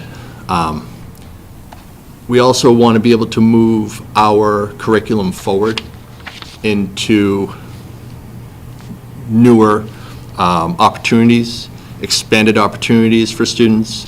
We want to make sure that all of our programs have equitable access. You're going to hear me say that a few times throughout this presentation. So, without further ado, I'd like to kind of go through a couple of the areas we're working on. I'm going to start with history. Currently, we at the high school require 4 years of a history / social studies as a graduation requirement. That is one more year that is required than the Mass Core requirement. For the 25-26 school year, so our current sophomores, okay, so our current sophomore class, what I would like to do for them is, I would like them to be the first class to have to take 3 years of a required history/social studies, and then be able to open up their curriculum options and where they would like to explore. Okay? This was I met with the history department several times. This seemed to be the best avenue so they could provide up-to-date best practices and curriculum for the kids, for the things that the students are looking into now. There's a lot that can go on through social studies and history. There's a lot of evolving pieces even currently. So they asked for for me to look into putting this into place for the following year, so they could actually build this with fidelity and build this correctly and build it best for our students. And that was an easy agreement that I was able to come to with them. So that is my first part of this proposal, is for the class of 2026, which is this year's sophomores, to move it to a 3-year requirement from a 4-year requirement. That is my first piece that is on the table. Can I ask a question about that? By all means. So does that mean that we are taking away the requirement for them to take a history elective? So right now, Mass Core requires students to take 2 years of U.S. history, 1 year of an additional history or social studies. We would like to kind of use the Mass Core parameters so we can work that. And then their senior year, we would like to allow students more schedule flexibility. So if you've got students that truly are history, social studies involved, they can still take their criminal justice classes, they can still take their government classes, they can still take sociology, psychology, those types of humanities classes. But we all have those students that are saying, oh my goodness, I am a STEM student, I want to take a Project Lead the Way class, but I have to take 4 years. this class instead because I have a 4-year requirement over here. So we're trying to provide that opportunity for all of our students. So just to clarify then, the world history would not be a requirement? It would become like more of an elective? So- We have 2 U.S. histories and elective. Correct. That sound- Yeah, that sounds correct. Okay, thank you. Yep. Any other questions about history? Excellent, excellent. Okay, so now I'm going to move on to the science curriculum change that I'm proposing. Just to kind of highlight some background information on this before I move into what I'm proposing. For the current class, for the current freshman class, and for many freshman classes before this one, we have offered 2 different classes. We have offered an honors biology, and we have offered college prep environmental science. The state provides us with an MCAS testing. They recommend that all freshmen take a science MCAS. Science MCAS is either in biology or it's in a science or technology piece. Earth science is not an MCAS subject.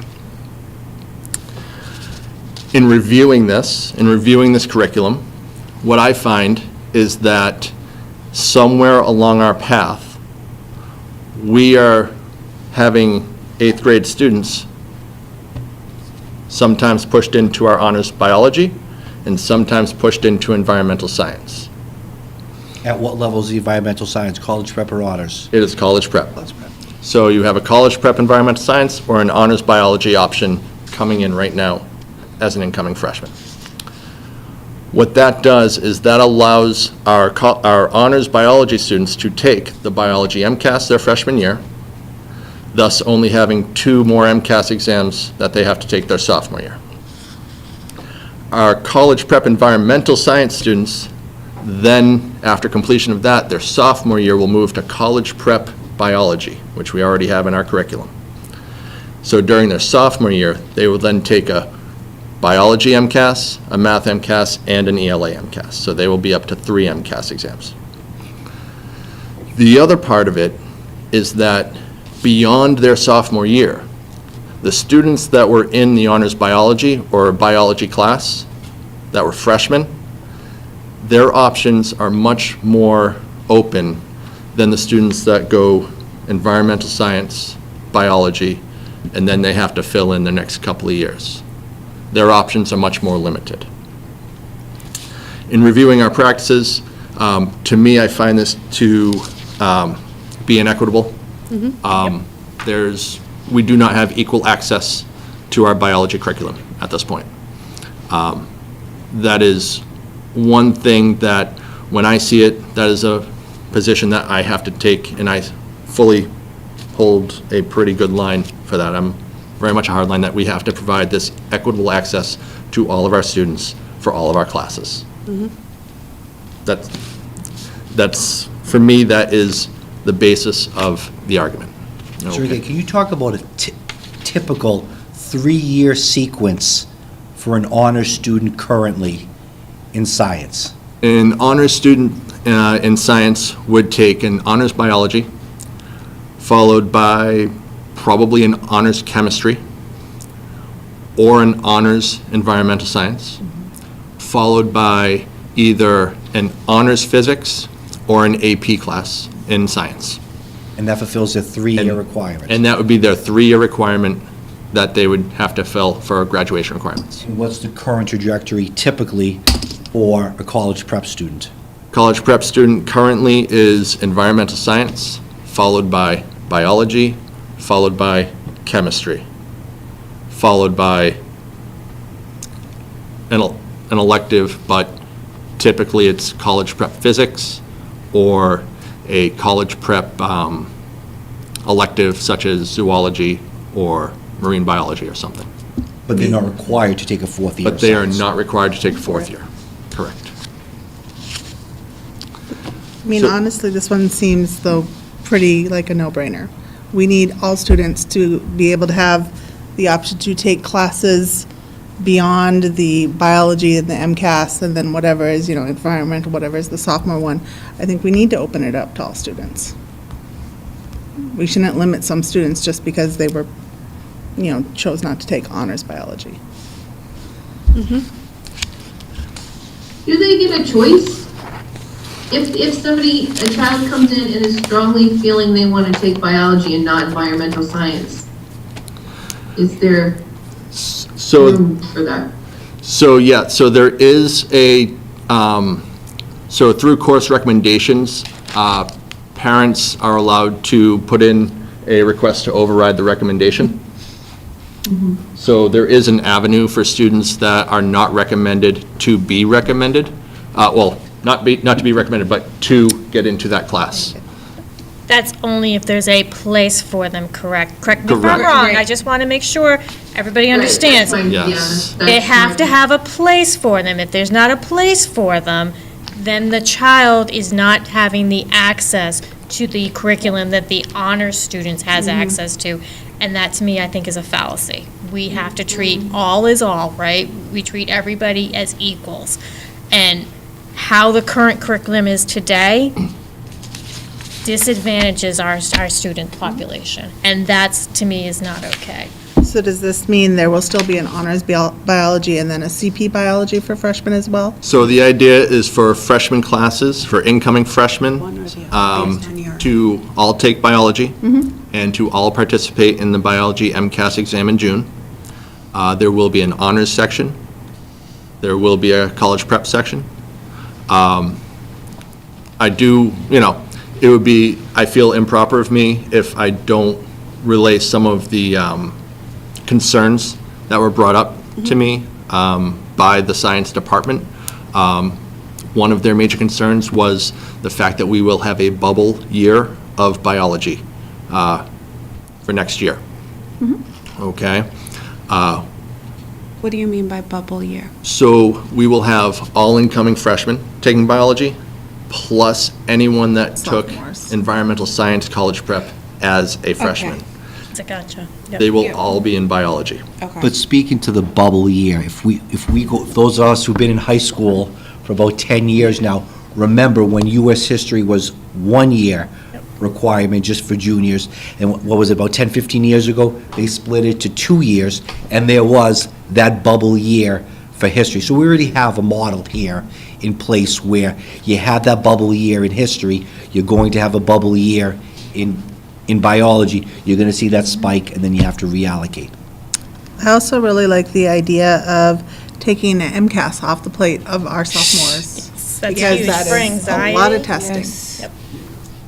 Unfortunately, Can you repeat that point about the That I like the thought of taking one of the MCASs off the plates of sophomores. Freshmen are very capable of doing the biology MCAS. I say as also a biology certified person. So they are more than capable of taking the biology MCAS as well. I just think it's a lot of testing when you're a sophomore. A lot of pressure is put on. You gotta pass, you gotta pass. You don't graduate if you don't pass. So if we can take one off, it gives them less MCAS to take. And if they don't do so well, they have more opportunities to pass it because they will have those additional years to pass MCAS, additional times. Correct. yep. But again, I do want to be fair. Yep. And transparent. So with the bubble, okay, there is a possible chance that we might lose out on an elective potentially for next year, okay? We might run into a situation where an elective might be taught out of certification at some point. Good news is that we would still be within state compliance. Our teachers are allowed to teach one out of certification class each by state rule. So we would still be in state compliance there. Without any numbers yet, because it's way too early to dictate numbers. Yep. The worst case scenario is scheduled at 8 or 9 biology classes running next year. We have 2 amazing biology teachers in Mr. Thayer and Mrs. Cook. They welcome all. They are fan favorites of the students. They, so they would be the 2 that would probably face the brunt of this. And I know with their expertise and their skills that they would do a phenomenal job with it as well.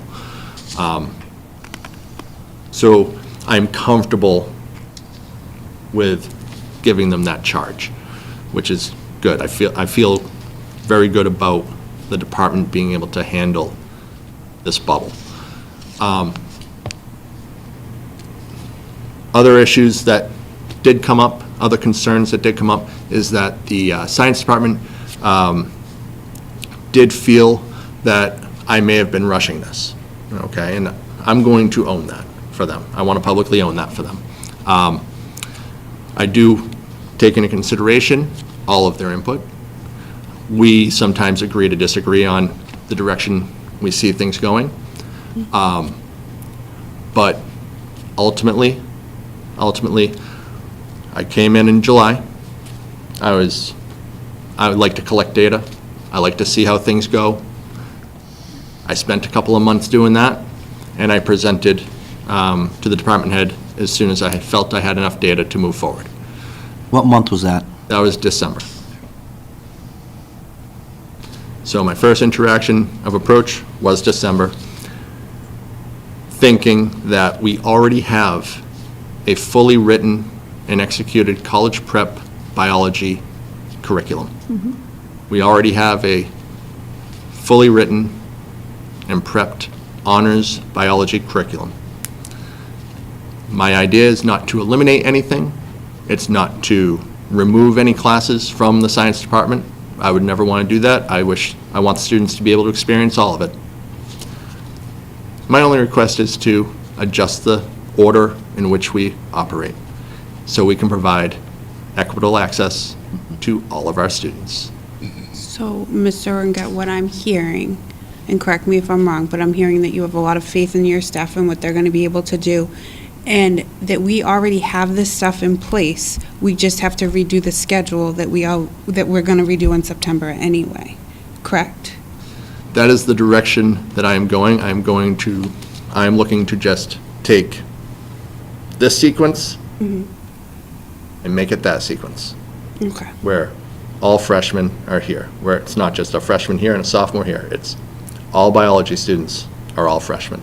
But just again, for full transparency to your question, freshmen are currently taking environmental science. There are biology topics that are infused in environmental science, that are covered in environmental science, that when they get to sophomore year, instead of spending 3 weeks on, the teacher may only spend a week on. Okay. So they are going to have to look at their current college prep biology sequence and see how they're going to move those 2, 3, 4, 5 topics units from environmental science over to college prep science.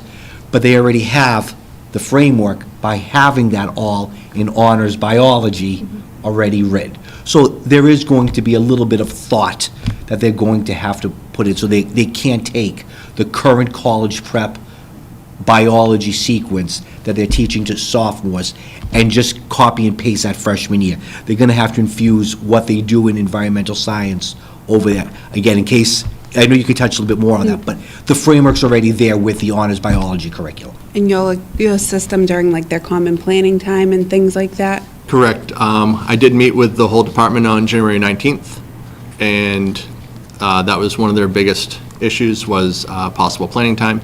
So I have guaranteed them all of their common planning time from that point on for the rest of the year, that they will have that time uninterrupted, without being pulled for a coverage or anything like that, for them to work on making this happen.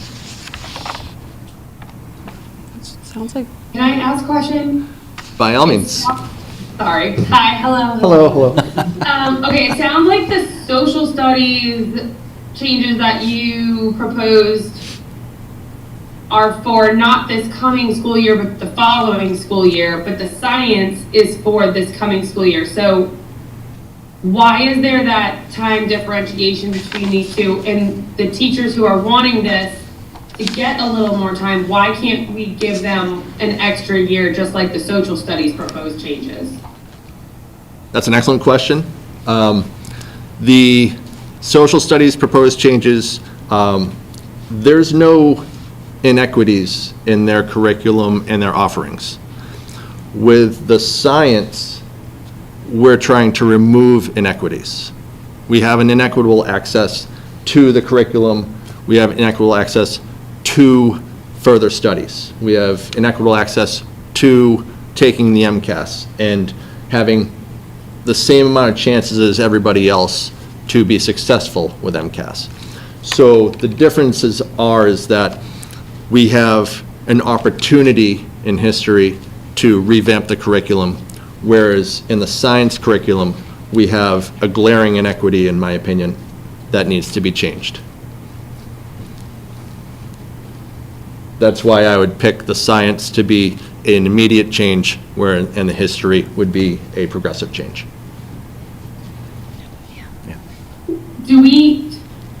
What about the certifications? How does this impact other science teachers? I know you mentioned the biology teachers. What about the other science teachers at the high school? So our other science teachers, I worked out again, without numbers yet, so it's a very skeletal, structural schedule. The electives that our current biology teachers typically teach, those electives would have to be picked up by 2 of the other science teachers if we had enough enrollment in those electives. So they would be teaching 20% out of their license on those electives, but that is an allowable piece by the state is that they're allowed to teach one class outside of their certification. With the proposed changes, our current staffing levels at the high school for science would not change. We wouldn't be looking at eliminating a position or anything of that nature. Mr. Ringette's worked with the department head and with teachers to look at option A, option B, option C, option D. So there are multiple options depending on what transpires between now and the end of the year. One of the tricky things with high school scheduling is that it's all driven by student choice and enrollment. So we offer, let's call it forensics at the high school. We may have one year where 45 kids sign up for forensics, and we have to offer 3 sections of it, and the next year, we have 2 kids that sign up for forensics, and we offer 0 sections of it. So we don't know which electives students are going to sign up for in the science department, so we'll have to wait to see what's going on. The other cool thing that we're really happy about is Project Lead the Way, and we were the last school in the Valley, I think 2 years ago, to bring Project Lead the Way to our middle school and our high school, and hopefully with the addition of the STEM teacher, finally to the elementary school. So we had one of our teachers start teaching the Project Lead the Way courses. Will next year be year 3 of Project Lead the Way or year 2? Year 2. So this is year 1. Next year, we'll have year 2 of Project Lead the Way, and we need an additional teacher to teach that. Those sections would come from the science department, is the proposal. So we started this venture about 3-4 years ago. We knew those changes were going to happen. Project Lead the Way you can think of as kind of runs parallel to what an AP course would look like. It's offered, engineering is one pathway, computer science is another pathway, and biomedical is the third pathway. We're currently doing the engineering pathway. So if you think about, kids can leave here with 4 years engineering under their belts. I know WPI gives credits for kids who complete the Project Lead the Way engineering pathway for students who attend WPI, and they score a certain score on the pathway. So it's a way to help keep also kids in district for students who are going to BVT for the engineering pathway. And that's getting... That program's only been implemented in Douglas. This is the second year. This is the second year. And that greatly affects the science program at the high school. I wouldn't say greatly, but go ahead. Yeah, so that perhaps affects enrollment numbers in other electives. What it boils down to is the science curriculum is very much, the state depends on students taking the MCAS, either the biology MCAS or the science technology MCAS. That is a must take. So that is a requirement that we provide. After that, the state requires 2 additional lab sciences. And that can come from environmental science, it can come from physics, it can come from chemistry. We've got a lot of those things. The fact that all other sciences are essentially electives, so our Project Lead the Way classes are technically electives. Chemistry, physics, and environmental science essentially become elective classes because you don't have to take all of them. You can kind of pick and choose which ones you want to take. So as long as the students take the 3 required lab sciences for the Mass Core requirement and for our graduation requirements, then they can, it's very much an open playground for them to take a bunch of those classes. Our Project Lead the Way classes count as electives. They also, like Dr. Vieira said, it's like an AP class. It counts towards college credit. WPI, Wentworth, a few of our other technical schools in the area, they all accept these as college credits, as classes taken similar to what they've offered. The science department itself essentially has one base class. That's going to be our biology class. And then beyond that, it opens up. and becomes very much a student-driven subject matter. For all students now, instead of just the honor students. Correct, for all students. Why do you feel like you're getting this much pushback from the science department, and what's the plan to get them on board next year if this passed? So, the pushback I'm getting, I think has to do with the fact, like, as we get older, change is difficult for a lot of us. When we're comfortable knowing exactly what to expect, I know that if I'm going to be teaching, let's say, 3 sections of bio, and then I'm going to have an anatomy and physiology class, and I'm probably going to have an AP biology class. I pretty much know my schedule. I'm comfortable. That curriculum's very well structured. I've got it very well planned out with activities, with this, with that. I'm very, and I've done this for several years. I can continue to do it for several years. I think the fact that we have some change in the water here, I think that drives up anxiety a little bit, kind of like going up the hill of a roller coaster. Your anxiety builds and builds as you get closer and closer to the top of the roller coaster. Change can be tough for adults. We usually say change is difficult for students and children, but I'm going to be honest, Change is hard for it's me. much easier for them to adjust to us than it is for us to adjust to them. And the idea is that I want to be able to sit in front of the students here at Douglas High School and say, you can essentially create and carve out your own path. That's what I want to be able to do. I want to be able to make sure that we don't have inequities in our curriculum, that some students, by some selection criteria, is, some of them get roadblocked in the science department, so they can't take a certain class. I don't want to have those in place. One of our UDL strategies is to remove barriers. This is one of those barriers that we have that I'm looking to remove. Science teachers, and teachers in high school, we all know, there's a predictability to your schedule and to what you're going to teach. It's And also that- just really nice to have those worksheets that you already had done last year, done for the next year. But I agree, you have to And embrace this change. this is a change for our teachers are going to be potentially teaching classes they haven't necessarily taught before.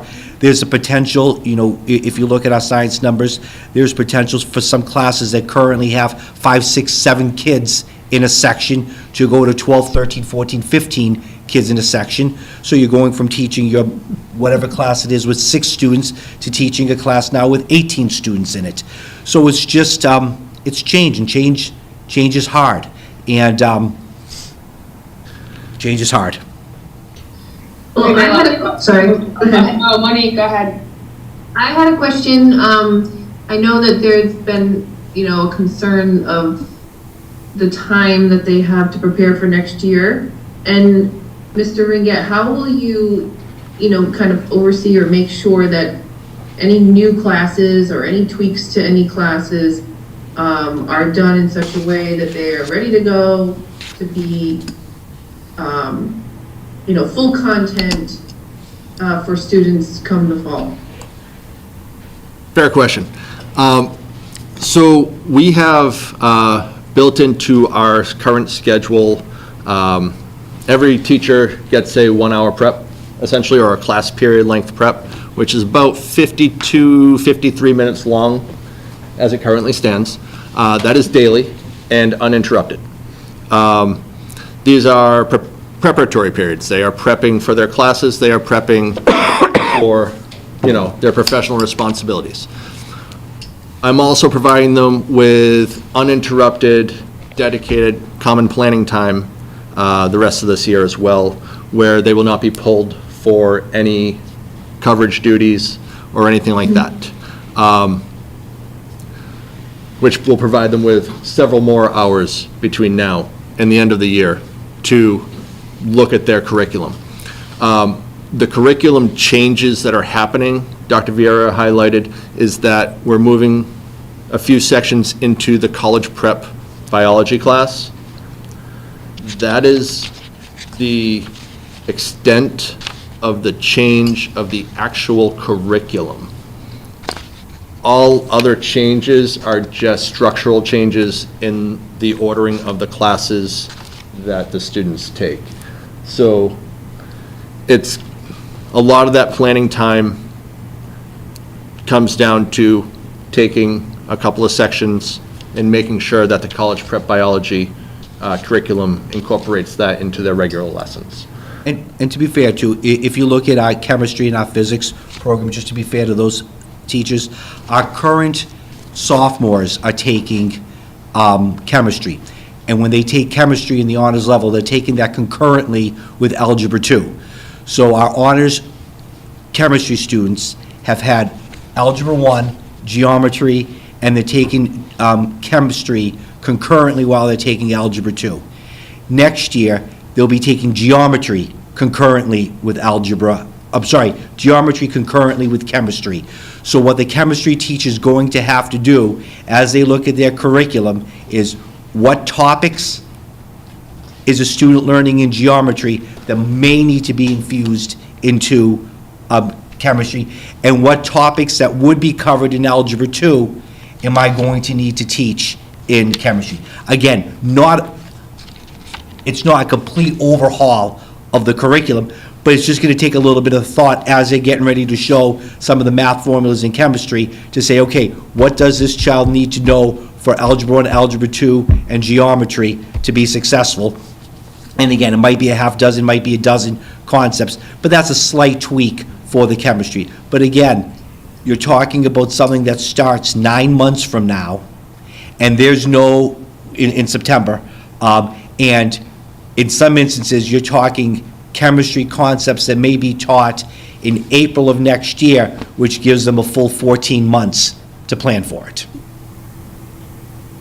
And will you, Mr. Inget, have time to, review this and kind of have a good sense of what the plan's going to be going into the fall? Yes, definitely. I have some currently temporary plans in place as to when I plan on meeting with the biology teachers to kind of brush upon what my expectations and what we're looking to do and cover, and make sure that our kids will be ready freshman year come June.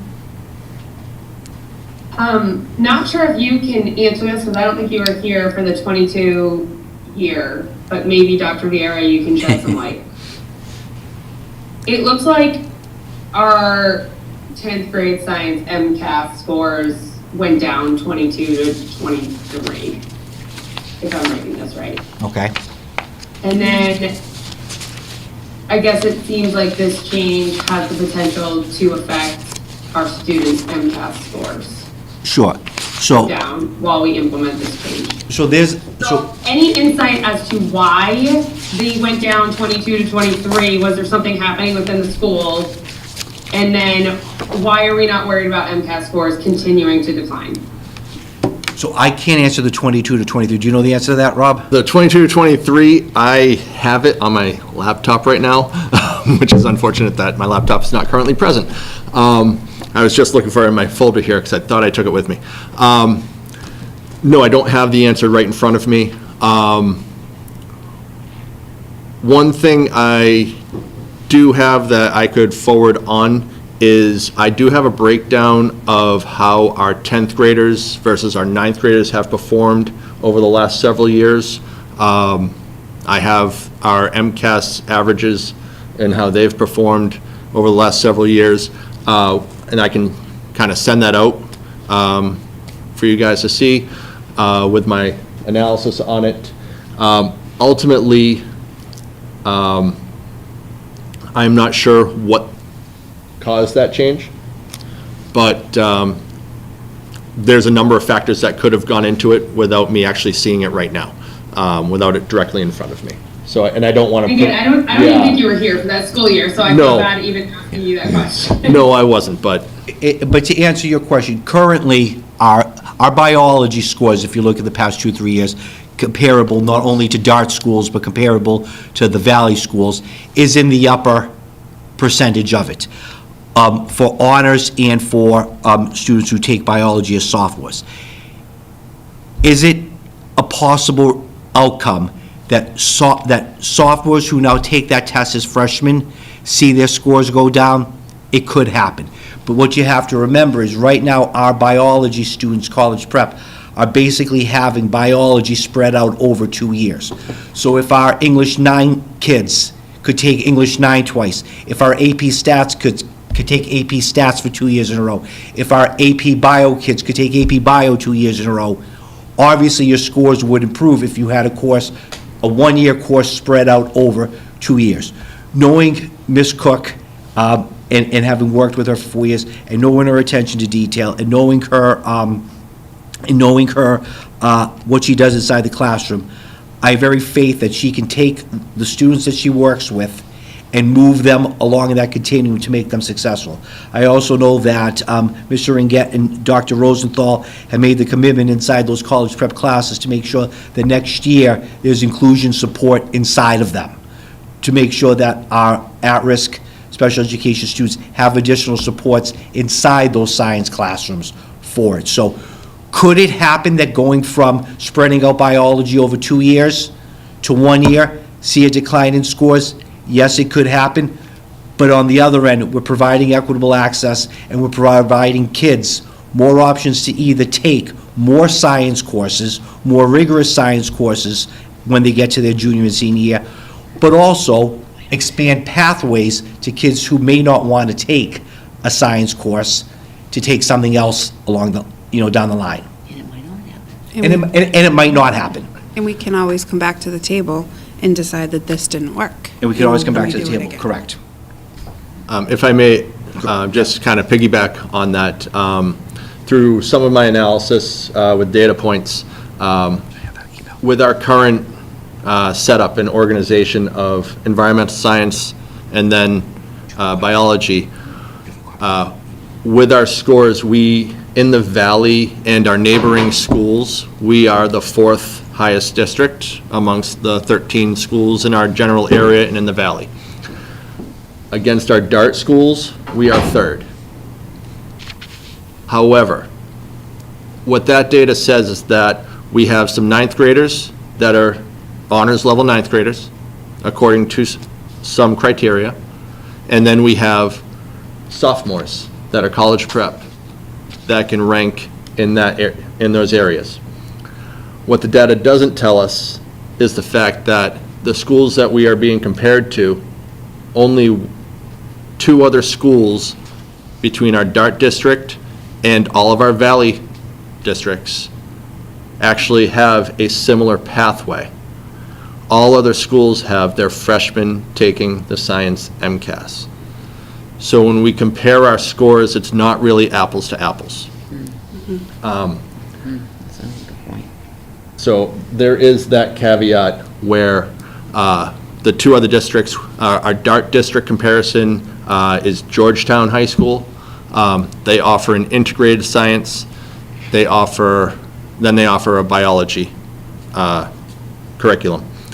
And the other district in our valley is Nipmuc. They are the other ones that offer environmental science, then biology. We score below Nipmuc still, offering the same curriculum. The thing of it is that the way it's currently structured, only about, well, I'll say this, less than 10% of the schools in the entire state offer that structure. Because they want to be able to offer their students more programs, more opportunities. And that's what I'm asking to do tonight, is to offer our students more programs, more opportunities, and equitable access to the biology curriculum. More choices. and more choices. Like, I think part of, like, and I totally appreciate where the people in the science department are coming from too, but I think part of us preparing students for college and wherever they go afterwards is they have to learn how, like, we need to prepare them to start to figure out how to look at a course catalog, how to decide what you want to do, how to decide, like, this, some of those science electives are half year, if I'm correct, right? So, like, you could actually take 5 sciences and have more access to science curriculum and more access to things. That's your, if that's where you want to be. And looking quickly at the MCAS data, we would have to do a dive. If you look at the 22 to 23 data, we did have a decline, and the memo that I'm looking at uses 4 communities. Some of them are within the valley, some are not within the valley. But if you look at those 4 schools, 2 of the 4 schools also saw a decline from 22 to 23. So I don't know, we would have to dive into that to see. And it could just be, I hate to use COVID as the excuse, but it could. But it was already in our lower elementary school, the primary school, the middle school, they already reflected it, so it's COVID. Yep. Which is fine, I don't want us to put us in a direction that now our students are declining more because maybe the teachers did not have enough time to prepare for how this is going to look within the department. Fair, but also I would say too, correct me if I'm wrong, if we get a new teacher coming in, they're gonna have to do their own curriculum, right? There's not, If we hire, typically we've all hired teachers, you love to hire teachers in April, May, June's pushing it, but it's not uncommon for us to hire a teacher in July and August. And, you take, let's go to the elementary school. You're an elementary certified teacher. You could teach 2nd, 3rd, 4th, and 5th grade. You apply for a job, you want to teach 5th, you get a job teaching 3rd. Some people are hired 2 weeks before the school year starts. And those 22-year-old young adults coming out of college figure it out 2 weeks before the school year starts and roll it out. We have veteran staff here, experienced, qualified veteran staff who've been here 6, 8, 10, 19 years. And they have 7 to 10 months to tweak a curriculum. If a 22-year-old student coming out of college with 3 days can make it work, I have complete faith in our science department that with the time that Mr. Ringett has built into the schedule between now and the end of the year, their own time, that we can make those subtle changes with 6, 7, 8, 9 months' notice. And that's just to get started in September. Those units that we talked about, that they might have to infuse, and again, I don't have it in front of me, those could be things that aren't taught until the second half of next year. So they actually have well over a year, if that's the case, to plan those. But again, I don't have the sequence in front of me, but I have faith that with the amount of time built into the current schedule, potential time over the summer, that they can infuse those 2 or 3 units, 4 units into the biology curriculum, which they already have an exemplar of. I know Mr. Ringett and I already spoke. I think we're a very small percentage of school districts in the Commonwealth that do it. If we need to send teachers to visit area schools to see how they've done it, that's an opportunity for them too. I've also had conversations with members of the science department. Have they reached out to other department heads in the valley, in the science department, to see how they've made biology college prep in the freshman year work? So there are plenty of options and opportunities for teachers and for students ultimately to be successful between now, for that planning between now and September.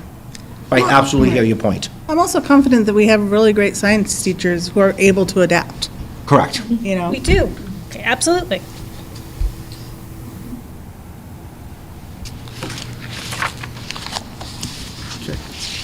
Any further questions? Monique, anything else? Meg? So I've been looking for a motion. I move to approve the updated program of studies language as attached. Motion made by Beth, seconded by? Teresa. Seconded by Teresa. Roll call vote, please. Beth Bergstrom, aye. Teresa Brooks, aye. Meg Rogers and I. Tony Sal's aye. Heather Moore and I. Thank you so much. Thank you, Mr. Ryan. Thank you, everybody. I truly appreciate this opportunity and the opportunity for our students. Yes. Well, we say decisions are made in the best interest of students, so.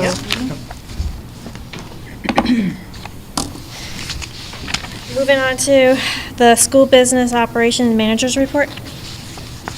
I actually have something a little bit different to report to you this evening. Well, that's good. Before I get into the kind of the dreary stuff that I usually do. This is not dreary. Well, yeah, you know, for some. But anyway, I want to thank Mr. Haynes called me this morning and asked me to go over and read to a fourth grade class. Oh. I went over and read to fourth grade class, like I said, Mrs. Farland, and I was telling Dr. Viera when I came back, I used to get into classrooms. I even used to when I worked on the town side in Uxbridge. I actually taught about municipal finance and to fifth graders, 40 kids in one room, 2 full classes, years ago. And we created a budget, we did a town meeting, I appointed a moderator, we did, reconsiderations, you name it. And then one of the teachers said, oh my God, because we lost track of time. I was only supposed to go for 45 minutes. It took up the whole entire morning, which everybody was so enthralled in the whole entire municipal finance process that they had to hurry up and scurry to get on the bus. And that came from just a few minutes' notice where I had a finance committee meeting actually that night. And so I didn't know what I was going to do. I got up in the morning, I threw a bunch of stuff in a box and just showed up at the fifth grade class. But I loved it. I loved it. So I really enjoyed it. And I want to tell you, I was so impressed with these 9-year-olds. So, I mean, I like to, of course, I won't, you know me, I don't just go in and just read the book. I can't do that. So, I was asking what they were doing. I was saying how I'm working on writing a book, and some of them they were working on writing, and 2 of them actually give up their recess to work with Mrs. Farland to work on writing, because they're interested in writing a book at 9 years old. So, and I also like to not just read the book, but just talk about, kind of relate about life in the world and things. And I just can't get over, 9 years old, how smart they were, and the words they used, and the thought process, and the things they had to say.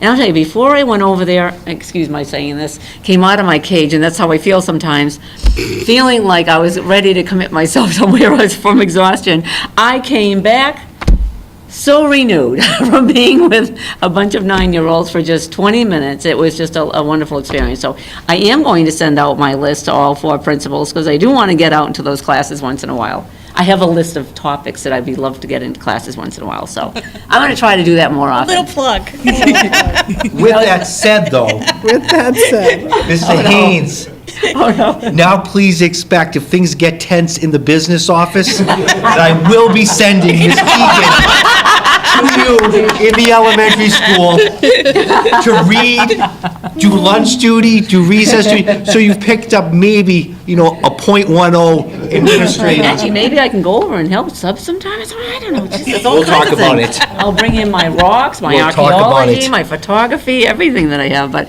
I really, really thoroughly enjoyed it. You had But a good anyway, time. I just had to say that, something positive and wonderful for my business, because that's what we're all here for, so I got to actually experience it today, so. Good. Okay, so I didn't get the chance to do any transfers or reclasses for this evening, but what I do have is when I was doing the FY '25 budget and working on those wonderful projections there. So I do have for you a general fund report with projections through June 30th. It's not in the usual format. I just kind of had to dump units into Excel, and I just did it by line. Yep. I just didn't have, it took me a day and a half, so I didn't have time to do all the in-between things, because it's all manual. So anyway, you'll see the columns that are bolded, the revised budget, then you had the bolded columns with year-to-date expended and the encumbrances. So together, of course, that makes up the financial liability that we've either expended or we have going forward that we already have and know about. And so the second to last column is the additional to June 30th that, with my crystal ball that I do not have, I expect to spend further. And then the last column is kind of the pluses and minuses, taking the revised budget and minusing out the expended, encumbered, and the additional through June 30th. You'll see pluses and minuses, which I don't want to say it's irrelevant, but sort of. If you go to the last page, 10 of 10, you will see what's really important of kind of where we expect to be at the end of the year, the balance we expect to be there. Again, no crystal ball. And that would be 2.74% of our budget expected to be expended. Again, it's just a projection at this time. We've got, almost half the year left. So I do want to let you know that incorporated in that projected column, additional through June 30th, is the new out-of-district tuition that we have for the remaining part of the year. The estimated amount, the middle school guidance, figuring that if we found someone like right away, I had to put in the whole, because I didn't know. We also had some inspections done this year. We had one done. We have $44,000 needed in repairs to the Douglas High School oil tank. We also have $26,000 for 3 of our 4 schools that have a lightning suppression system that we need to have some repairs done.